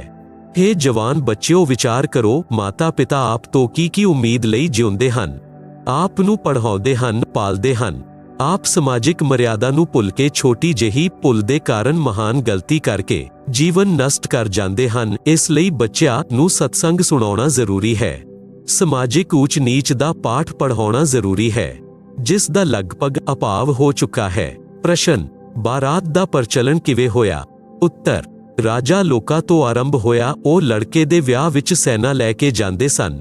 ਰਸਤੇ ਵਿੱਚ ਰਾਜਾ ਦੀ ਸੁਰੱਖਿਆ ਦੇ ਲਈ ਸੈਨਾ ਜਾਂਦੀ ਸੀ, ਜਿਸ ਦਾ ਸਾਰਾ ਖਰਚ ਲੜਕੀ ਵਾਲੇ ਰਾਜਾ ਨੂੰ ਚੱਲਣਾ ਪੈਂਦਾ ਸੀ।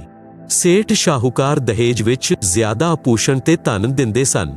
ਉਹ ਪਿੰਡ ਦੇ ਹੋਰ ਗਰੀਬ ਵਰਗ ਦੇ ਵਿਅਕਤੀਆਂ ਨੂੰ ਦਿਹਾੜੀ ਉੱਤੇ ਲੈ ਜਾਂਦੇ ਸਨ, ਜੋ ਸੁਰੱਖਿਆ ਦੇ ਲਈ ਹੁੰਦੇ ਸਨ। ਉਹਨਾਂ ਨੂੰ ਪਹਿਲੇ ਦਿਨ ਲੜਕੇ ਵਾਲਾ ਆਪਣੇ ਘਰ ਮਿਠਾਈ ਖਿਲਾਉਂਦਾ ਸੀ।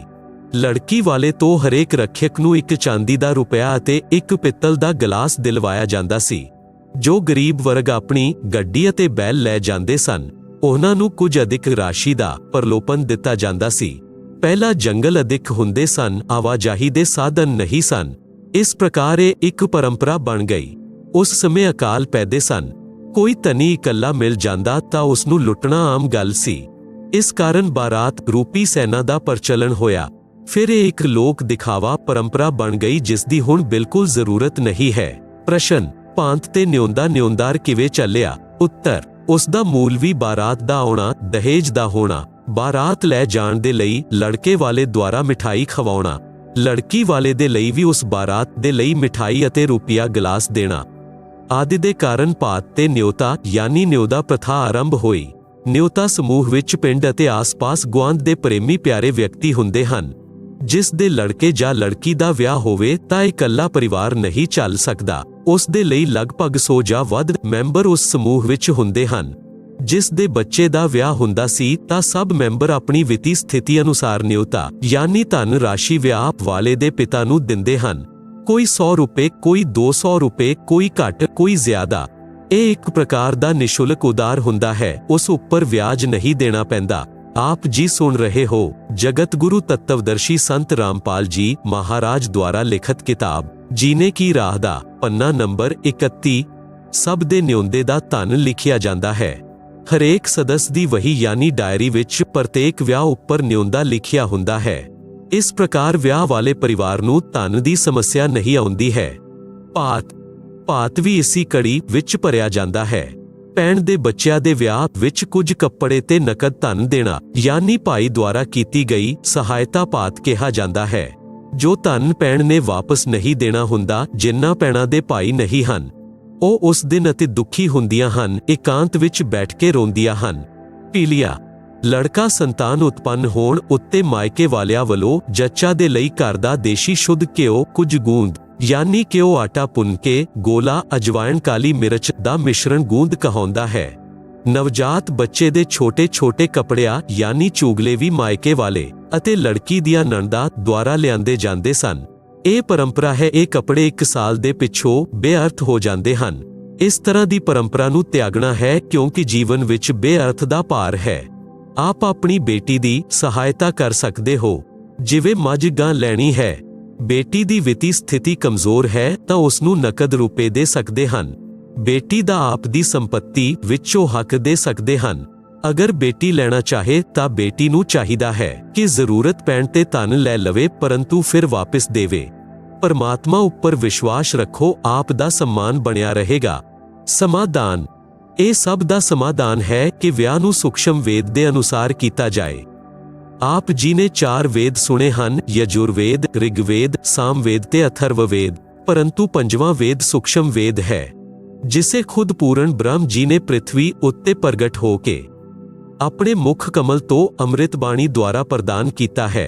मेरे यानी रामपाल दास दे अनुयायी उसी पंजवे वेद अनुसार विआह करते हैं, जिस विच कोई उपरोक्त परंपरा की जरूरत नहीं पैंदी। विआह उत्ते अते होर अवसरां ते लड़की लड़के वाले पक्ष दा कोई खर्च नहीं कराउणा हुंदा, केवल कन्यादान यानी बेटी दान करना है। लड़की अपने पहनण दे लई केवल 4 ड्रेस लै जा सकती है। जूता तां पहन रखिया है, बस जिस घर विच जाएगी वो परिवार उस बेटी नूं अपने घर दे मैंबर दी तरह रखेगा। अपने घर दी वित्ती स्थिति दे अनुसार होर सदस्य दे समान सब जरूरी वस्तुआं उपलब्ध कराएगा। बेटी अपने माता पिता भाई भाभी उत्ते कोई भार नहीं बनेगी। जद कदी अपने मायके आएगी तां कोई सूट ते नकद नहीं लएगी, जिस कारण भाभी भाई नूं भी प्यारी लगेगी। भाभी नूं नणद इस लई खटकदी है कि आ गई 4-5 हज़ार खर्च करवा के जाएगी, परंतु साडी बेटी सन्मान दे नाल आएगी अते सन्मान दे नाल वापस जाएगी। अपने मायके वालियां तो कोई वस्तु नहीं लएगी, जिस नाल दोनों पक्षां दा परस्पर ज्यादा प्रेम सदा बनिया रहेगा। भगती भी चंगी होएगी। इस प्रकार जीने दी राह यथार्थ राह उत्ते चल के जल्दी मंजिल यानी मोक्ष उत्ते पहुंचांगे। आप जी सुन रहे हो जगत गुरु तत्वदर्शी संत रामपाल जी महाराज द्वारा लिखित किताब जीने की राह दा पन्ना नंबर 32। प्रश्न, जिन्हां नूं संतान प्राप्त नहीं हुंदी उस बेऔलाद यानी संतानहीन दा तां सवेरे जां शाम काम नूं जांदे समय मुख देखना बुरा मनदे हन। अजिहा क्यों? उत्तर, ਇਹ संपूर्ण अध्यात्मिक ज्ञान की कमी दे कारण गलत धारणा है। पाठक जन इस पुस्तक दे पन्ना नंबर 5 उत्ते पढ़ो कि एक व्यक्ति दे 4 पुत्र सन। उसनूं अधरंग हो गया तां किसी ने सेवा नहीं कीती। कि उस आदमी दे दर्शन इस लई चंगे नहीं हन कि उसदे संतान है। उसदी दुर्गति नूं कौन देखना चंगा समझेगा? कृतकणी पुत्र। एक व्यक्ति दे 2 पुत्र सन। फौज तो रिटायर्ड सी, पेंशन बनी सी, पुत्र अलग अलग हो गए। छोटे पुत्र ने माता नूं अपने घर उत्ते रख लिया क्योंकि बच्चे छोटे सन। माता उन्हां दी देख रेख दे लई चाहिदी सी। ਵੱਡੇ ਦੇ ਬਾਂਟੇ पिता आ गया। पिता ने कहा कि मैं पेंशन दे रुपए उसनूं देवांगा जिस तो रोटी खाऊंगा। छोटा बेटा कहंदा सी कहंदा कि अद्धी अद्धी वंड दिया कर। पिता ने मना कर दिता तां एक दिन पिता दे सिर विच लाठी मारी। पिता तुरंत मर गया। लड़के नूं आजीवन कारावास दी सजा हो गई। व्यक्ति नूं पुੱਤਰ प्राप्त होण दे कारण उस दे दर्शन शुभ मन्ने जांदे सन, जिस दे नाल अशुभ हो गया। हुण अध्यात्मक तराजू यानी तक्कड़ी विच तोल के देखदे हा कि बिना संतान वाले दे दर्शन शुभ हन ਜਾਂ ਅਸ਼ੁਭ। ਜਿਵੇਂ ਇਸੇ ਪੁਸਤਕ ਵਿੱਚ ਉੱਪਰ ਸਪਸ਼ਟ ਕੀਤਾ ਹੈ ਕਿ ਪਰਿਵਾਰ ਸੰਸਕਾਰਾਂ ਤੋਂ ਬਣਦਾ ਹੈ। ਕੋਈ ਕਰਜ਼ ਉਤਾਰਨ ਦੇ ਲਈ ਪਿਤਾ ਪੁੱਤਰੀ, ਪਤਨੀ, ਮਾਤਾ ਪਿਤਾ, ਭੈਣ ਭਾਈ ਆਦਿ ਦੇ ਰੂਪ ਵਿੱਚ ਜਨਮ ਲੈ ਕੇ ਪਰਿਵਾਰ ਰੂਪ ਵਿੱਚ ਠਾਠ ਨਾਲ ਰਹਿੰਦੇ ਹਨ, ਪਰੰਤੂ ਕੋਈ ਯੁਵਾ ਅਵਸਥਾ ਵਿੱਚ ਮਰ ਜਾਂਦੇ ਹਨ, ਕੋਈ ਵਿਆਹ ਹੁੰਦੇ ਹੀ ਮਰ ਜਾਂਦੇ ਹਨ। ਇਹ ਸਭ ਆਪਣਾ ਰਿਣ ਪੂਰਾ ਹੁੰਦੇ ਹੀ ਅਵਿਲੰਬ ਸਰੀਰ ਤਿਆਗ ਜਾਂਦੇ ਹਨ। ਜਿਨ੍ਹਾਂ ਨੂੰ ਸੰਤਾਨ ਨਹੀਂ ਹੋਈ ਹੈ ਉਹਨਾਂ ਦਾ ਕੋਈ ਲੈਣ ਦੇਣ ਬਾਕੀ ਨਹੀਂ ਹੈ। ਉਹ ਜੇਕਰ ਪੂਰਨ ਗੁਰੂ ਤੋਂ ਦੀਖਿਆ ਲੈ ਕੇ ਭਗਤੀ ਕਰਨ ਤਾਂ ਉਹਨਾਂ ਜਿਹਾ ਸੁਭਾਗਵਾਨ ਕੋਈ ਨਹੀਂ ਹੈ। ਉਹ ਨਾ ਕਿਸੇ ਦੇ ਜਨਮ ਦੀ ਖੁਸ਼ੀ ਨਾ ਮ੍ਰਿਤੂ ਦਾ ਦੁੱਖ। ਉਹਨਾਂ ਬਿਨਾਂ ਔਲਾਦ ਵਾਲਿਆਂ ਦੇ ਦਰਸ਼ਨ ਤਾਂ ਅਤਿ ਸ਼ੁਭ ਹੈ। ਜੇਕਰ ਭਗਤੀ ਨਹੀਂ ਕਰਦੇ ਤਾਂ ਚਾਹੇ ਔਲਾਦ ਯਾਨੀ ਸੰਤਾਨ ਵਾਲੇ ਹੋਣ, ਚਾਹੇ ਬੇ ਔਲਾਦ ਯਾਨੀ ਬਿਨਾਂ ਸੰਤਾਨ ਵਾਲੇ, ਦੋਨੋਂ ਹੀ ਆਪਣਾ ਜੀਵਨ ਨਸ਼ਟ ਕਰ ਜਾਂਦੇ ਹਨ। ਜੇਕਰ ਭਗਤੀ ਕਰਦੇ ਹਨ ਤਾਂ ਦੋਨੋਂ ਦੇ ਦਰਸ਼ਨ ਸ਼ੁਭ ਹਨ। ਬੇ ਔਲਾਦ ਸਾਵਧਾਨ। ਜਿਨ੍ਹਾਂ ਪੁੰਨ ਆਤਮਾਵਾਂ ਨੂੰ ਸੰਤਾਨ ਨਹੀਂ ਹੁੰਦੀ ਤਾਂ ਅਧਿਆਤਮਿਕ ਗਿਆਨ ਦੇ ਅਭਾਵ ਨਾਲ ਉਹਨਾਂ ਦੀ ਤੜਫ ਸੰਤਾਨ ਪ੍ਰਾਪਤੀ ਦੀ ਬਣੀ ਰਹਿੰਦੀ ਹੈ। ਉਸ ਦੇ ਲਈ ਹਰ ਸੰਭਵ ਯਤਨ ਕਰਦੇ ਹਨ, ਫਿਰ ਵੀ ਕੋਈ ਲੈਣ ਦੇਣ ਵਾਲਾ ਯਾਨੀ ਸੰਤਾਨ ਨਹੀਂ ਮਿਲਦਾ ਹੈ ਤਾਂ ਆਜੀਵਨ ਸੰਤਾਨ ਪ੍ਰਾਪਤੀ ਨਾ ਹੋਣ ਦੇ ਦੁੱਖ ਨੂੰ ਝੱਲਦੇ ਹਨ। ਵਿਸ਼ੇਸ਼ਕਰ ਇਸਤਰੀ ਦੀ ਸੰਤਾਨ ਉਤਪੰਨ ਕਰਨ ਦੀ ਇੱਛਾ ਪ੍ਰਬਲ ਹੁੰਦੀ ਹੈ। ਉਹ ਆਪਣੇ ਆਪ ਨੂੰ ਬਾਂਝ ਕਹਾਉਣਾ ਨਹੀਂ ਚਾਹੁੰਦੀ। ਭਲੇ ਹੀ ਜਾਂਚ ਕਰਕੇ ਡਾਕਟਰ ਦੱਸ ਦਿੰਦੇ ਹਨ ਕਿ ਆਪ ਵਿੱਚ ਬਾਂਝ ਦੇ ਕੋਈ ਲੱਛਣ ਨਹੀਂ ਹਨ। ਵਿਧਾਤਾ ਦੀ ਲੀਲਾ ਹੈ, ਪਰੰਤੂ ਤੱਤਵ ਗਿਆਨਹੀਨ ਇਸਤਰੀ ਇਸ ਤੜਫ ਵਿੱਚ ਮਰ ਜਾਂਦੀ ਹੈ। ਭਗਤੀ ਨਾ ਕਰਨ ਦੇ ਕਾਰਨ ਉਸ ਦਾ ਅਗਲਾ ਜਨਮ ਕੁੱਤੀ ਦਾ ਹੁੰਦਾ ਹੈ। आप जी सुन रहे हो जगत गुरु तत्वदर्शी संत रामपाल जी महाराज द्वारा लिखित किताब जीने की राह दा पन्ना नंबर 33। फिर यम दे दूत उसनू कहंदे हन कि भैन जी हुण संतान पैदा करके सारी कसर कढ लै, एक व्यांत विच 8 जम्मेगी यानी जन्म देवेगी। ਫਿਰ ਅਗਲਾ ਜਨਮ ਤੇਰਾ ਸੂਰੀ ਦਾ ਹੋਏਗਾ। ਇੱਕ ਵਾਰ ਵਿੱਚ 12 ਸੰਤਾਨ ਨੂੰ ਜਨਮ ਦੇਵੇਂਗੀ ਅਤੇ 7-8 ਵਿਆਂਤ ਕਰੇਂਗੀ। ਸੰਤਾਨ ਭੁੱਖ ਮਿਟਾ ਲਈ। हे ਪੁੰਨ ਆਤਮਾ ਪਾਠਕ ਮਾਤਾਓ ਭੈਣੋ, ਅਧਿਆਤਮ ਗਿਆਨ ਨੂੰ ਸਮਝੋ। ਮਾਨਵ ਜੀਵਨ ਨੂੰ ਸਫਲ ਬਣਾਓ। ਜੀਣੇ ਦੀ ਰਾਹ ਸੰਵਾਰੋ ਯਾਨੀ ਨਿਰਬਾਧ ਬਣਾਓ। ਯਾਨੀ ਪੂਰਨ ਗੁਰੂ ਤੋਂ ਦੀਖਿਆ ਲੈ ਕੇ ਭਗਤੀ ਕਰਕੇ ਕਲਿਆਣ ਕਰਵਾਓ। ਵਿਆਹ ਵਿੱਚ ਗਿਆਨਹੀਣ ਨੱਚਦੇ ਹਨ। ਇੱਕ ਦਿਨ ਸਮਾਚਾਰ ਪੱਤਰ ਵਿੱਚ ਪੜ੍ਹਿਆ ਕਿ ਰੋਹਤਕ ਦਾ ਲੜਕਾ ਭਿਵਾਨੀ ਵਿਆਹ ਦੇ ਲਈ ਕਾਰ ਵਿੱਚ ਜਾ ਰਿਹਾ ਸੀ। ਉਸ ਦੇ ਨਾਲ ਦੋਨੋਂ ਭੈਣਾਂ ਦੇ ਪਤੀ ਵੀ ਉਸ ਕਾਰ ਵਿੱਚ ਸਵਾਰ ਸਨ। ਪਹਿਲੇ ਦਿਨ ਸਭ ਪਰਿਵਾਰ ਵਾਲੇ ਯਾਨੀ ਭੈਣ, ਮਾਤਾ, ਪਿਤਾ, ਭਾਈ, ਬਟੇਊ, ਚਾਚੇ, ਤਾਊ ਡੀਜੇ ਵਜਾ ਕੇ ਨੱਚ ਰਹੇ ਸਨ। ਉਦਮਸਤ ਉਤਾਰ ਰੱਖਿਆ ਸੀ। ਕਲਾਨੌਰ ਦੇ ਕੋਲ ਦੁਲਹੇ ਵਾਲੀ ਗੱਡੀ ਵੱਡੇ ਟਰਾਲੇ ਨਾਲ ਜਾ ਟਕਰਾਈ। ਸਾਰੇ ਕਾਰ ਦੇ ਯਾਤਰੀ ਮਾਰੇ ਗਏ। ਦੁਲਹਾ ਮਰਿਆ। ਦੋਨੋਂ ਭੈਣਾਂ ਵਿਧਵਾ ਹੋਈਆਂ। ਇੱਕ ਹੀ ਪੁੱਤਰ ਸੀ। ਸਰਵਨਾਸ਼ ਹੋ ਗਿਆ। ਹੁਣ ਨੱਚ ਲਓ ਡੀਜੇ ਵਜਾ ਕੇ। ਪਰਮਾਤਮਾ ਦੀ ਭਗਤੀ ਕਰਨ ਨਾਲ ਇਹੋ ਜਿਹੇ ਸੰਕਟ ਟਲ ਜਾਂਦੇ ਹਨ। ਇਸ ਲਈ ਮੇਰੇ ਯਾਨੀ ਰਾਮਪਾਲ ਦਾਸ ਦੇ ਅਨੁਆਈਆਂ ਨੂੰ ਸਖਤ ਆਦੇਸ਼ ਹੈ ਕਿ ਪਰਮਾਤਮਾ ਤੋਂ ਡਰ ਕੇ ਕਾਰਜ ਕਰੋ। ਸਮਾਨ ਵਿਧੀ ਤੋਂ ਵਿਆਹ ਕਰੋ। ਇਸ ਗੰਦੇ ਲੋਕ ਯਾਨੀ ਕਾਲ ਦੇ ਲੋਕ ਵਿੱਚ ਇੱਕ ਪਲ ਦਾ ਵਿਸ਼ਵਾਸ ਨਹੀਂ ਕਿ ਕਦ ਬਿਜਲੀ ਗਿਰ ਜਾਏ। ਸੰਤਾਂ ਦੀ ਸਿੱਖਿਆ। ਇੱਕ ਪਿੰਡ ਦਾ ਵਿਅਕਤੀ ਪਹਿਲੀ ਵਾਰ ਸ੍ਰੀ ਨਾਨਕ ਦੇਵ ਜੀ ਦੇ ਕੋਲ ਗਿਆ। ਉਸਨੇ ਦੇਖਿਆ ਕਿ ਸੰਤ ਜੀ ਉਦਾਸ ਅਵਸਥਾ ਵਿੱਚ ਇਕਾਂਤ ਵਿੱਚ ਬੈਠੇ ਸਨ, ਯਾਨੀ ਸਿਮਰਨ ਕਰ ਰਹੇ ਸਨ। ਉਸ ਆਦਮੀ ਨੇ ਸਤਨਾਮ ਵਾਹਿਗੁਰੂ ਬੋਲਿਆ। ਸ੍ਰੀ ਨਾਨਕ ਜੀ ਨੇ ਵੀ ਉੱਤਰ ਦਿੱਤਾ, ਭੋਜਨ ਕਰਾਇਆ, ਗਿਆਨ ਵਿਚਾਰ ਸੁਣਾਏ। ਉਹ ਵਿਅਕਤੀ ਚਲਾ ਗਿਆ। ਇੱਕ ਦਿਨ ਫਿਰ ਉਹੀ ਵਿਅਕਤੀ ਆਇਆ ਅਤੇ ਬੋਲਿਆ, ਮਹਾਰਾਜ ਜੀ ਆਪ ਕਦੀ ਖੁਸ਼ ਦਿਖਾਈ ਨਹੀਂ ਦਿੰਦੇ, ਕੀ ਕਾਰਨ ਹੈ? ਸੰਤ ਨਾਨਕ ਜੀ ਨੇ ਕਿਹਾ ਕਿ ਨਾ ਜਾਣੇ ਕਾਲ ਕੀ ਕਰ ਡਾਰੇ, ਕਿਸ ਵਿਧੀ ਢਲ ਜਾਏ ਪਾਸਾਵੇ। ਜਿਨ੍ਹਾਂ ਦੇ ਸਿਰ ਉੱਤੇ ਮੌਤ ਖੁੜਕਦੀ ਉਹਨਾਂ ਨੂੰ ਕਿਹੜਾ ਹਾਸਾਵੇ। ਭਾਵ ਅਰਥ। ਸੰਤ ਨਾਨਕ ਜੀ ਨੇ ਕਿਹਾ ਕਿ ਹੈ ਭਾਈ, ਇਸ ਮ੍ਰਿਤੂ ਲੋਕ ਵਿੱਚ ਸਭ ਨਾਸ਼ਵਾਨ ਹਨ। ਪਤਾ ਨਹੀਂ ਕਿਸ ਦੀ ਜਾਣ ਦੀ ਵਾਰੀ ਕਦ ਆ ਜਾਵੇ। ਇਸ ਲਈ ਜਿਨ੍ਹਾਂ ਦੇ ਸਿਰ ਉੱਤੇ ਮੌਤ ਗਰਜ ਰਹੀ ਹੋਵੇ, ਉਸ ਵਿਅਕਤੀ ਨੂੰ ਨੱਚਣਾ ਗਾਉਣਾ ਹਾਸਾ ਮਜ਼ਾਕ ਕਿਵੇਂ ਅੱਛਾ ਲੱਗੇਗਾ। ਮੂਰਖ ਜਾਂ ਨਸ਼ੇ ਵਾਲਾ ਵਿਅਕਤੀ ਇਸ ਗੰਦੇ ਲੋਕ ਵਿੱਚ ਖੁਸ਼ੀ ਮਨਾਉਂਦਾ ਹੈ। ਜਿਵੇਂ ਇੱਕ ਵਿਅਕਤੀ ਦੀ ਪਤਨੀ ਨੂੰ ਵਿਆਹ ਦੇ 10 ਸਾਲ ਪਿੱਛੋਂ ਪੁੱਤਰ ਹੋਇਆ। ਉਸ ਦੇ ਉਤਪੰਨ ਹੋਣ ਦੀ ਖੁਸ਼ੀ ਵਿੱਚ ਲੱਡੂ ਬਣਾਏ, ਬੈਂਡ ਬਾਜ਼ਾ ਬਜਾਏ, ਉਦਮਸਤ ਉਤਾਰ ਦਿੱਤਾ। ਅਗਲੇ ਸਾਲ ਜਨਮ ਦਿਨ ਨੂੰ ਹੀ ਮ੍ਰਿਤੂ ਹੋ ਗਈ। ਕਿੱਥੇ ਤਾਂ ਜਨਮ ਦਿਨ ਦੀ ਖੁਸ਼ੀ ਦੀ ਤਿਆਰੀ ਸੀ, ਕਿੱਥੇ ਰੋਣਾ ਪਿੱਟਣਾ ਸ਼ੁਰੂ ਹੋ ਗਿਆ। ਘਰ ਨਰਕ ਬਣ ਗਿਆ। ਹੁਣ ਮਨਾ ਲਓ ਖੁਸ਼ੀ। ਆਪ ਜੀ ਸੁਣ ਰਹੇ ਹੋ ਜਗਤ ਗੁਰੂ ਤੱਤਵਦਰਸ਼ੀ ਸੰਤ ਰਾਮਪਾਲ ਜੀ ਮਹਾਰਾਜ ਦੁਆਰਾ ਲਿਖਤ ਕਿਤਾਬ ਜੀਨੇ ਕੀ ਰਾਹ ਦਾ ਪੰਨਾ ਨੰਬਰ 34। ਉਹ ਵਿਅਕਤੀ ਇਹ ਸੱਚਾਈ ਸੁਣ ਕੇ ਕੰਬ ਗਿਆ ਅਤੇ ਬੋਲਿਆ ਕਿ हे ਪ੍ਰਭੂ, ਆਪ ਦੀਆਂ ਗੱਲਾਂ ਸੱਚ ਹਨ, ਪਰੰਤੂ ਕੀ ਆਪ ਕਦੀ ਖੁਸ਼ੀ ਨਹੀਂ ਮਨਾਉਂਦੇ? ਸ੍ਰੀ ਨਾਨਕ ਜੀ ਨੇ ਉੱਤਰ ਦਿੱਤਾ ਕਿ ਖੁਸ਼ੀ ਮਨਾਉਂਦਾ ਹਾਂ। ਸਾਧ ਮਿਲੇ ਸਾਡੀ ਸ਼ਾਦੀ ਹੁੰਦੀ, ਵਿਛੜਦਿਆ ਦਿਲਗਿਰੀ ਵੇ। ਅਖਦੇ ਨਾਨਕ ਸੁਣੋ ਜਹਾਨਾ, ਮੁਸ਼ਕਲ ਹਾਲ ਫਕੀਰੀ ਵੇ। ਭਾਵ ਅਰਥ। ਜਦ ਮੇਰੇ ਸ਼ਰਧਾਲੂ ਸਤਸੰਗ ਸੁਣਨ ਆਉਂਦੇ ਹਨ ਤਾਂ ਸਾਧ ਸੰਗਤ ਨੂੰ ਦੇਖ ਕੇ ਮੈਨੂੰ ਖੁਸ਼ੀ ਹੁੰਦੀ ਹੈ ਕਿ ਸਭ ਭਗਤੀ ਉੱਤੇ ਲੱਗੇ ਹਨ, ਕੋਈ ਵਿਚਲਿਤ ਨਹੀਂ ਹੋਇਆ ਹੈ। ਜਦ ਇਹ ਸਤਸੰਗ ਦੇ ਪਿੱਛੋਂ ਜਾਂਦੇ ਹਨ ਤਾਂ ਉਦਾਸੀ ਛਾ ਜਾਂਦੀ ਹੈ ਕਿ ਕਿਤੇ ਕੋਈ ਸਿਰਫਿਰਾ ਇਹਨਾਂ ਨੂੰ ਪਰਮਿਤ ਕਰਕੇ ਪਰਮਾਤਮਾ ਤੋਂ ਦੂਰ ਨਾ ਕਰ ਦੇਵੇ। ਸ੍ਰੀ ਨਾਨਕ ਜੀ ਨੇ ਕਿਹਾ ਕਿ ਗਿਆਨਹੀਣ ਸੰਤਾਂ ਨੇ ਫਕੀਰੀ ਯਾਨੀ ਭਗਤੀ ਨੂੰ ਕਠਿਨ ਬਣਾ ਦਿੱਤਾ ਹੈ। ਉਹ ਪੂਰਨ ਮੋਕਸ਼ ਮਾਰਗ ਜਾਣਦੇ ਨਹੀਂ, ਪਰਮਿਤ ਕਰਨ ਨੂੰ ਗੁਰੂ ਬਣੇ ਹਨ, ਜੋ ਮਿੱਠੀਆਂ ਗੱਲਾਂ ਬਣਾ ਕੇ ਮੇਰੇ ਭਗਤਾਂ ਨੂੰ ਕਾਲ ਦੇ ਜਾਲ ਵਿੱਚ ਲੈ ਜਾਂਦੇ ਹਨ। ਇਸ ਲਈ ਜਦ ਤੱਕ ਉਹ ਸਾਰੇ ਮੁੜ ਸਤਸੰਗ ਵਿੱਚ ਨਹੀਂ ਆਉਂਦੇ ਤਾਂ ਮੈਨੂੰ ਚਿੰਤਾ ਬਣੀ ਰਹਿੰਦੀ ਹੈ। ਸਾਰੇ ਆ ਜਾਂਦੇ ਹਨ ਤਾਂ ਖੁਸ਼ੀ ਹੁੰਦੀ ਹੈ, ਪਰੰਤੂ ਅਸੀਂ ਨੱਚਦੇ ਗਾਉਂਦੇ ਨਹੀਂ, ਦਿਲ ਵਿੱਚ ਮਹਿਸੂਸ ਕਰਦੇ ਹਨ। ਮੌਤ ਨੂੰ ਕਦੀ ਨਹੀਂ ਭੁੱਲਦੇ। ਕਬੀਰ ਜੀ ਨੇ ਕਿਹਾ ਹੈ, ਮੌਤ ਬਿਸਾਰੀ ਮੂਰਖਾ, ਅਚਰਜ ਕੀਆ ਕੌਣ, ਤਨ ਮਿੱਟੀ ਮੇਂ ਮਿਲ ਜਾਏਗਾ ਜਿਉ ਆਟੇ ਮੇਂ ਲੂਣ। ਸ਼ਬਦ ਅਰਥ। हे ਮੂਰਖ ਮਾਨਵ, ਤੁਸੀਂ ਕਿਹੋ ਜਿਹਾ ਅਚਰਜ ਕਰ ਰੱਖਿਆ ਹੈ ਕਿ ਮ੍ਰਿਤਯੂ ਨੂੰ ਭੁੱਲਿਆ ਹੈ। ਤੇਰਾ ਸਰੀਰ ਇੱਕ ਦਿਨ ਮ੍ਰਿਤਯੂ ਨੂੰ ਪ੍ਰਾਪਤ ਹੋ ਕੇ ਮਿੱਟੀ ਵਿੱਚ ਮਿਲ ਜਾਵੇਗਾ। ਤੇਰਾ ਨਾਮੋ ਨਿਸ਼ਾਨ ਯਾਨੀ ਚਿੰਨ੍ਹ ਵੀ ਦਿਖਾਈ ਨਹੀਂ ਦੇਗਾ, ਜਿਵੇਂ ਆਟੇ ਵਿੱਚ ਨਮਕ ਮਿਲਣ ਤੇ ਦਿਖਾਈ ਨਹੀਂ ਦਿੰਦਾ। ਭਾਵ ਅਰਥ ਹੈ ਕਿ ਮੌਤ ਦਾ ਦਿਨ ਭੁੱਲ ਕੇ ਹੀ ਮਨੁੱਖ ਯਾਨੀ ਇਸਤਰੀ ਤੇ ਪੁਰਸ਼ ਸਵਾਰਥ ਵਸ ਗਲਤੀਆਂ ਕਰਦਾ ਹੈ ਅਤੇ ਸੰਸਾਰ ਵਿੱਚ ਬੇਫਿਕਰ ਰਹਿੰਦਾ ਹੈ। ਜੇਕਰ ਮੌਤ ਯਾਦ ਹੈ ਤਾਂ ਮਾਨਵ ਕਦੇ ਪਾਪ ਜਾਂ ਗਫਲਤ ਨਹੀਂ ਕਰ ਸਕਦਾ। ਹੋਰ ਉਦਾਹਰਨ। ਇੱਕ ਸੇਠ ਇੱਕ ਦਿਨ ਸੰਤ ਦੇ ਆਸ਼ਰਮ ਵਿੱਚ ਗਿਆ। ਸੰਤ ਦੀ ਕਿਰਪਾ ਨਾਲ ਉਸ ਨੂੰ ਚੰਗਾ ਲਾਭ ਹੋ ਗਿਆ। ਉਹ ਸੇਠ ਸੇਬ, ਸੰਤਰਾ, ਕੇਲਿਆਂ ਦਾ ਵੱਡਾ ਥੈਲਾ ਭਰ ਕੇ ਗਿਆ। ਸੰਤ ਜੀ ਨੇ ਇੱਕ ਟੋਕਰੇ ਵਿੱਚ ਪਾ ਦਿੱਤੇ ਜਿਸ ਵਿੱਚ ਫਲ ਪ੍ਰਸ਼ਾਦ ਰੱਖਦੇ ਸਨ।